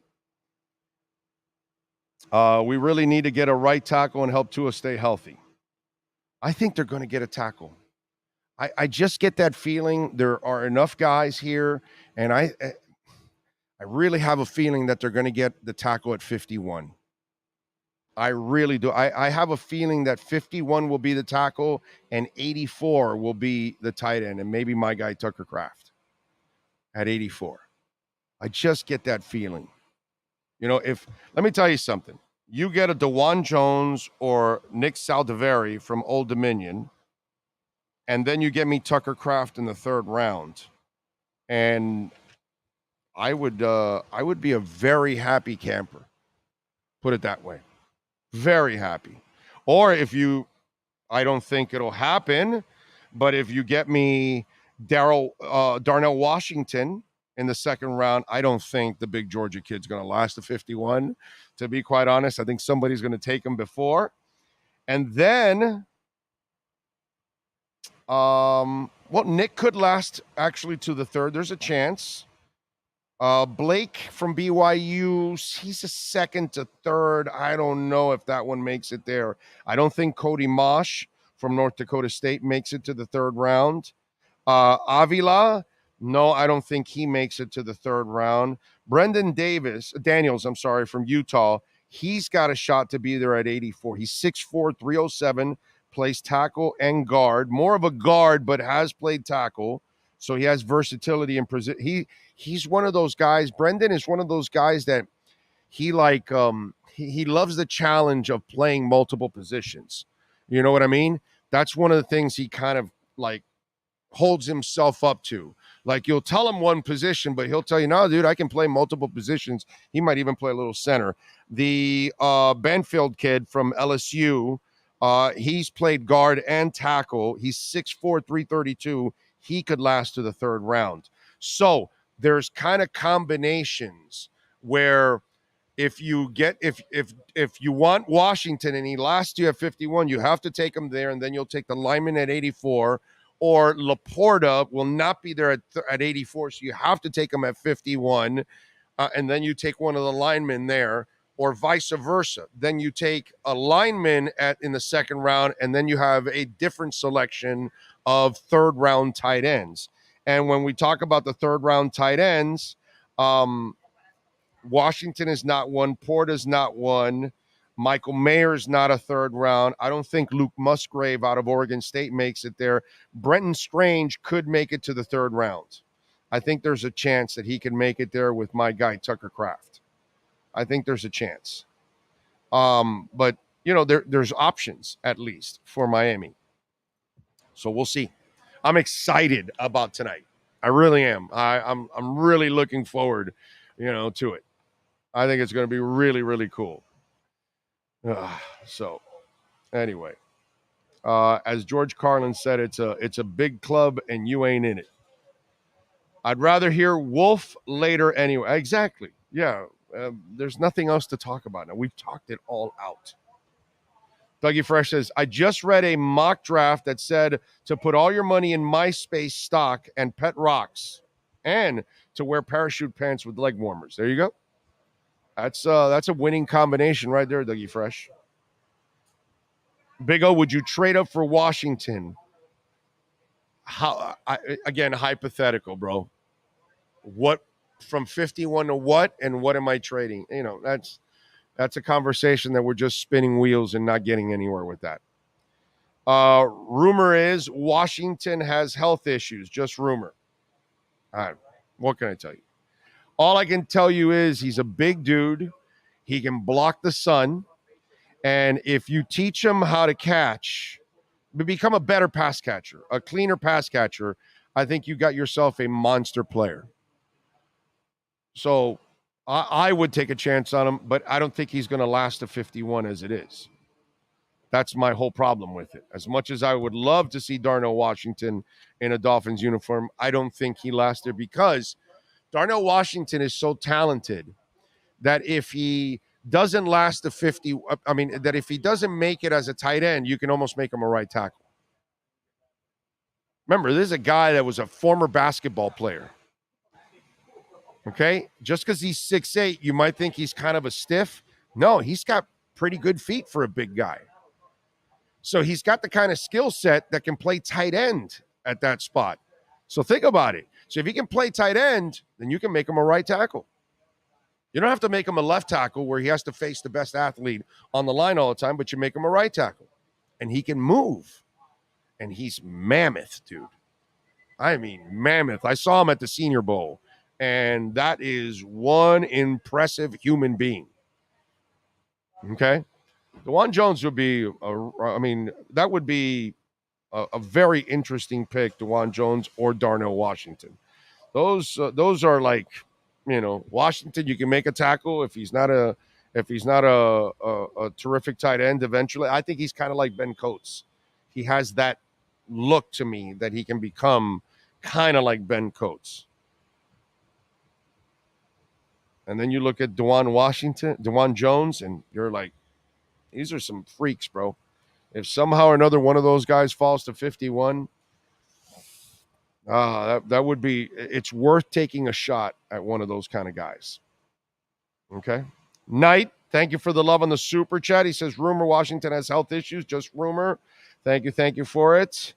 Let's see. I might do backflips if Washington and Mayer are still there in the second round when the Dolphins are picking. That would be pretty good. I don't think it's going to happen. I think there's going to be a run on tight ends here to start off this to start off the second round. By the way, Bitcoin is over 29,000. Nice to see Cosmos moving a little over 2%. Jasmine is up nearly 4%. I like it. It's at 67. Jasmine's been going in a strong direction here. It's been one of the better cryptos in the last couple of days here. It's been one of the stronger ones. Big O, do you believe in No, I don't believe in Doge at all. I've never believed in Doge, and it's just a meme coin, and it has no utility whatsoever. They don't build anything on it. I'm not a Doge guy, bro. No. I try to pick companies that have real world use cases, legit. And Doge is not legit. The only reason Doge has survived, it's because of Elon. That's the only reason. And everybody keeps hanging on to see if he does something with Doge finally. But the technology is so old, it's outdated, and that's why they can't build on it. And, unlike SHIB, that they've built a blockchain, they've built NFTs, they are building DeFi, they have got multiple coins on it with Bone, and there's Bone, and then there's another one, Leash, so they have use cases. They are becoming not just currency, but everything else. Now, businesses eventually will be able to be built on the SHIB blockchain, and so there's more use cases for SHIB. It has way more potential. So if there's a meme coin that I would take a chance on, and I have already, and that's SHIB, I already made my money on SHIB, so I don't care. I'm already playing with house money. I already got all my profits out. All my investment out and some profits. So I'm already, with the SHIB I have, I'm just playing house money with it. If it blows up, then I'll make it again. It's like what I tell you guys. As you go up and you get to 30%, you take 10% off. But do not be afraid to take profits, because that's what we're here to do. We're not here to collect this shit like some kind of souvenir. This isn't like luggage that you're keeping it forever, okay? Unless it's Bitcoin. Bitcoin's the one that you can store. That is digital gold. That's the kind of stuff that you're going to be able to pass on for generations moving on from here. But the other stuff we need to sell. Okay? Like I gave you Alethea. It was under a penny at 0.88. It got to 9 pennies. If you didn't take out a shit ton of profits, I can't help you. It's down now to 3 cents. So it's gone from under a penny to 9 to now under 3. So I hope you sold when it was at 7, 8, or 9 cents and took your profits, took your investment and took your profits. That's what I did. I took my investment and I took profits. And now I've watched it go down. But now I'm playing with house money.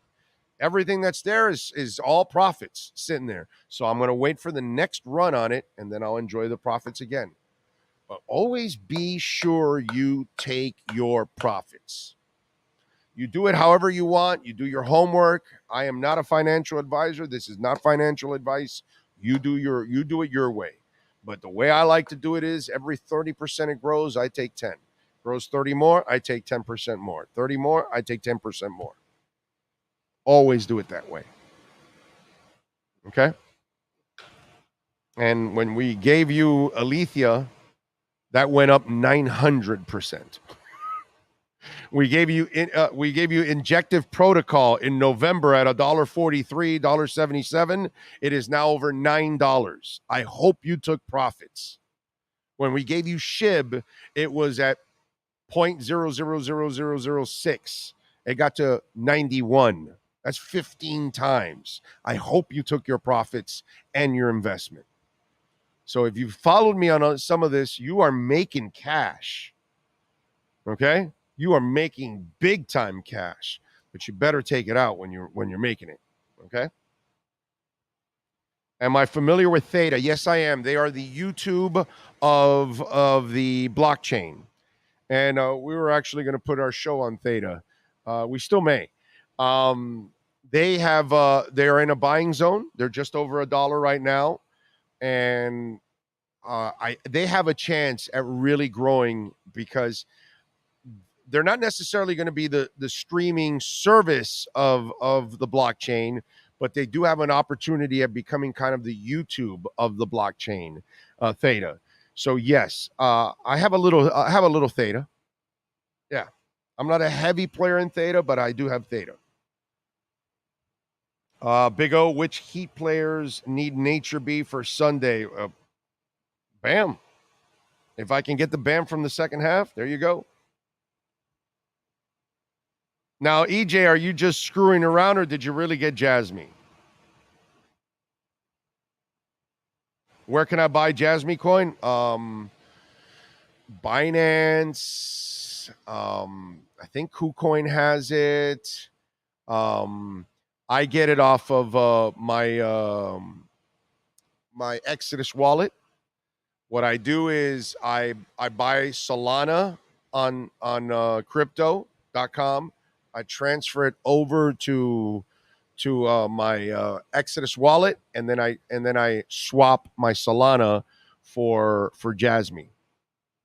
Okay, that's how I swap Solana for Jasmine and for Star Atlas on my Exodus wallet. That's what I do. Okay. I hope they trade up for Buster Hyman in the second. We shall see. You have cold storage, yes, sir. Trezor, Nano. Those are two that I use. Okay. What else do we have going on? We talked about Marley Rivera. We talked a little draft. We got the Panthers tonight against the Bruins. So, by the way, you got any man crushes for tonight? Nobody that you specifically want for the Dolphins? Really? Well, nobody heard you, bro. Just somebody that'll help out. That's all. Okay. They're smarter. They get paid to do that. Not me. Yeah, So, I know. I don't know if you had. I don't sit there and watch all the. I don't know. I've never seen Tucker Kraft. Never seen any of these guys. So you, even after I've talked about Tucker Kraft, you haven't even gone to go see highlights or anything? I take it for granted that day. Okay, you know what you're talking about. So there we go. Okay, I appreciate that. That's very nice of you. And by the way, we will be on at 7 o'clock starts. You said, right? So we'll be on at 6:55. Okay. Tonight, we will get you ready for the NFL draft. Hopefully we'll break the story like we did last year on who they're drafting. We had Channing Tindall before anybody in the entire country. So we will try to see if we can unearth that information for you in the second or third rounds. We will be working like we always do. And looking forward to it, man. I had fun watching the draft last night. I just did not want to sit there and talk for 4 hours. And we did not. And I knew we weren't going to do anything. I knew there wasn't going to be a trade up. I told you, hey, I'll cut in, but I know it wasn't going to happen. I knew there was not going to be any Jahmyr Gibbs move or anything like that. So it is what it is. Big O, do you have any thoughts on the Lamar Jackson contract extension? I'm glad he got it. Now we'll watch how it works out from here on out because, as you know, I'm not much of a believer of him as a passer. So, you know, I don't think you're going to end up winning anything with him, so it doesn't matter.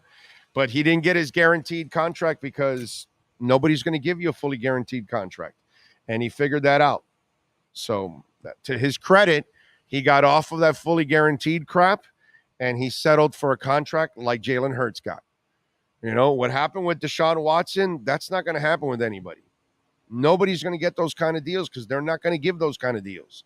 That's a crazy deal in the NFL to give a completely guaranteed deal. That stupid teams do that, and the Cleveland Browns have been an incredibly stupid organization for decades practically.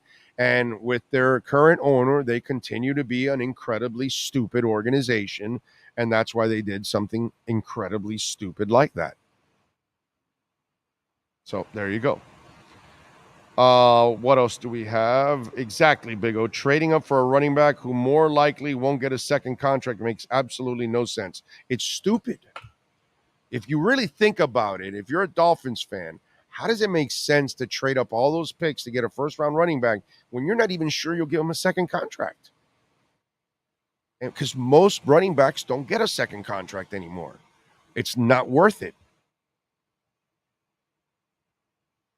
Big O, apologies for being late to the show. You never have to apologize. People tune in later on. It's all good. I'm blessed. Sean is blessed. We love that you are listening, dude.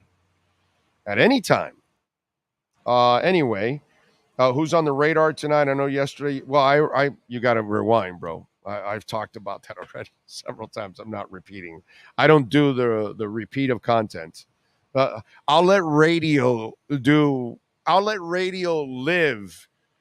in the past and continue to repeat segments when that's not what you're supposed to do.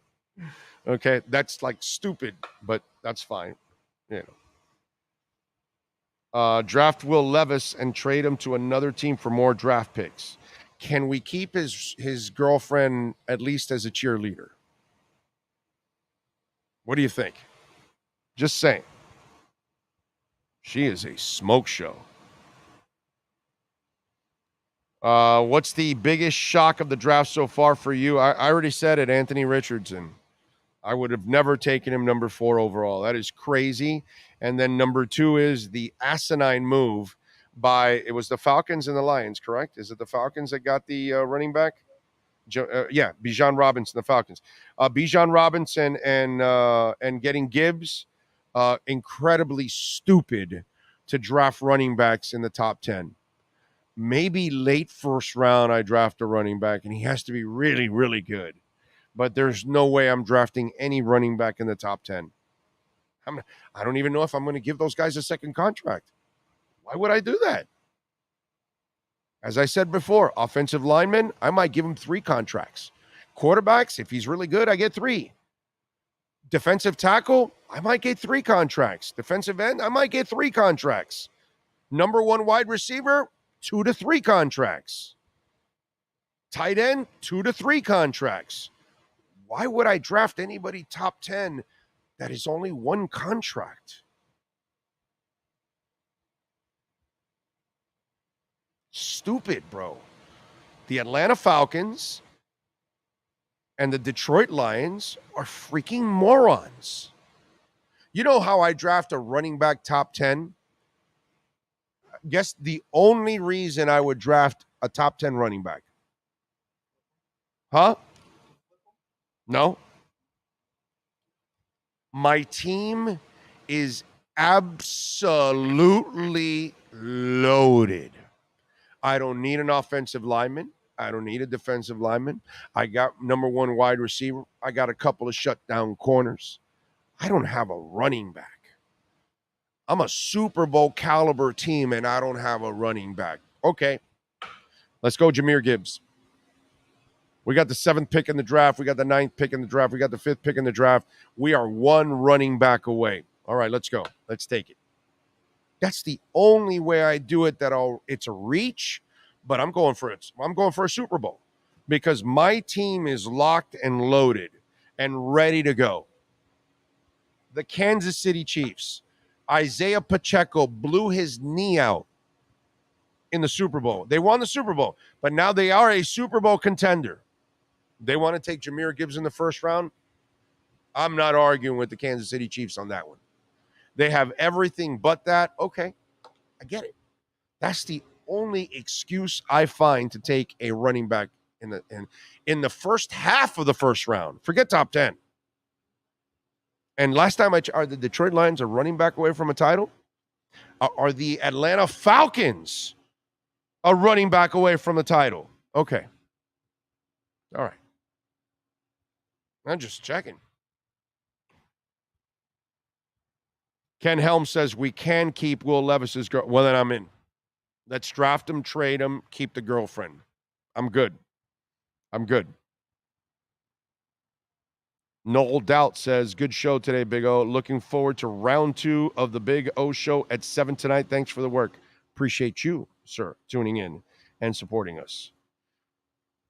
If we draft Darnell Washington and he doesn't work out at tight end, we can convert him to offensive tackle like we did Ronnie Lee back in the day. Exactly, Kim.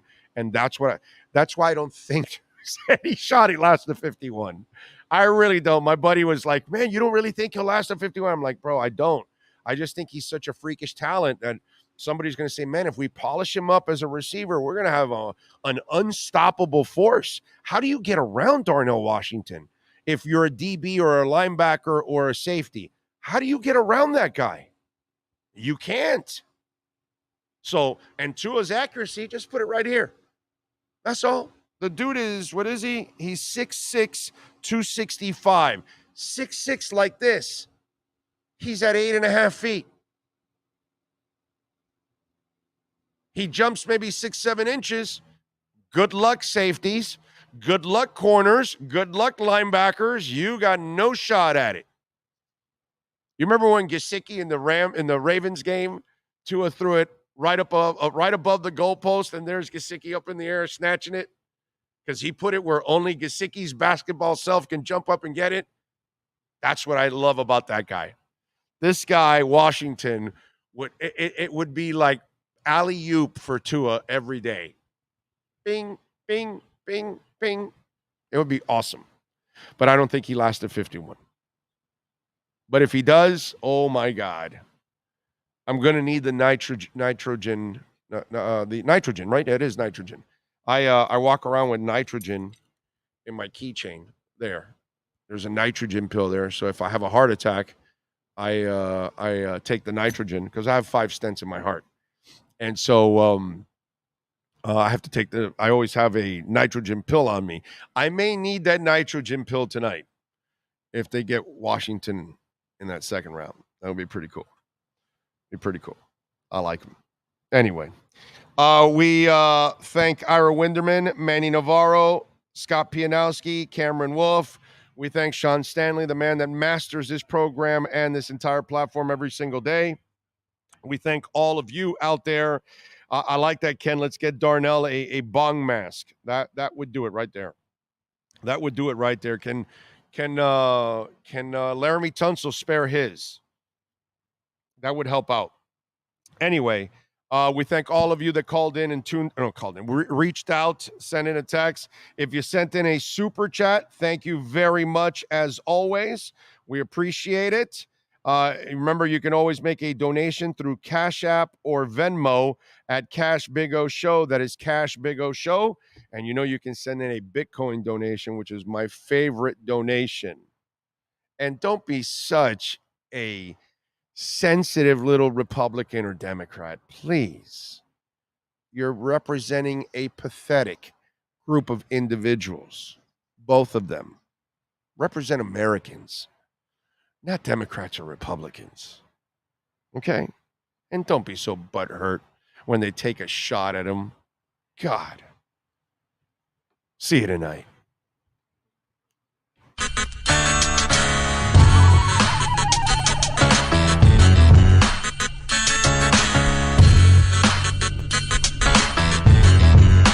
This is the Big O Show. This is the Big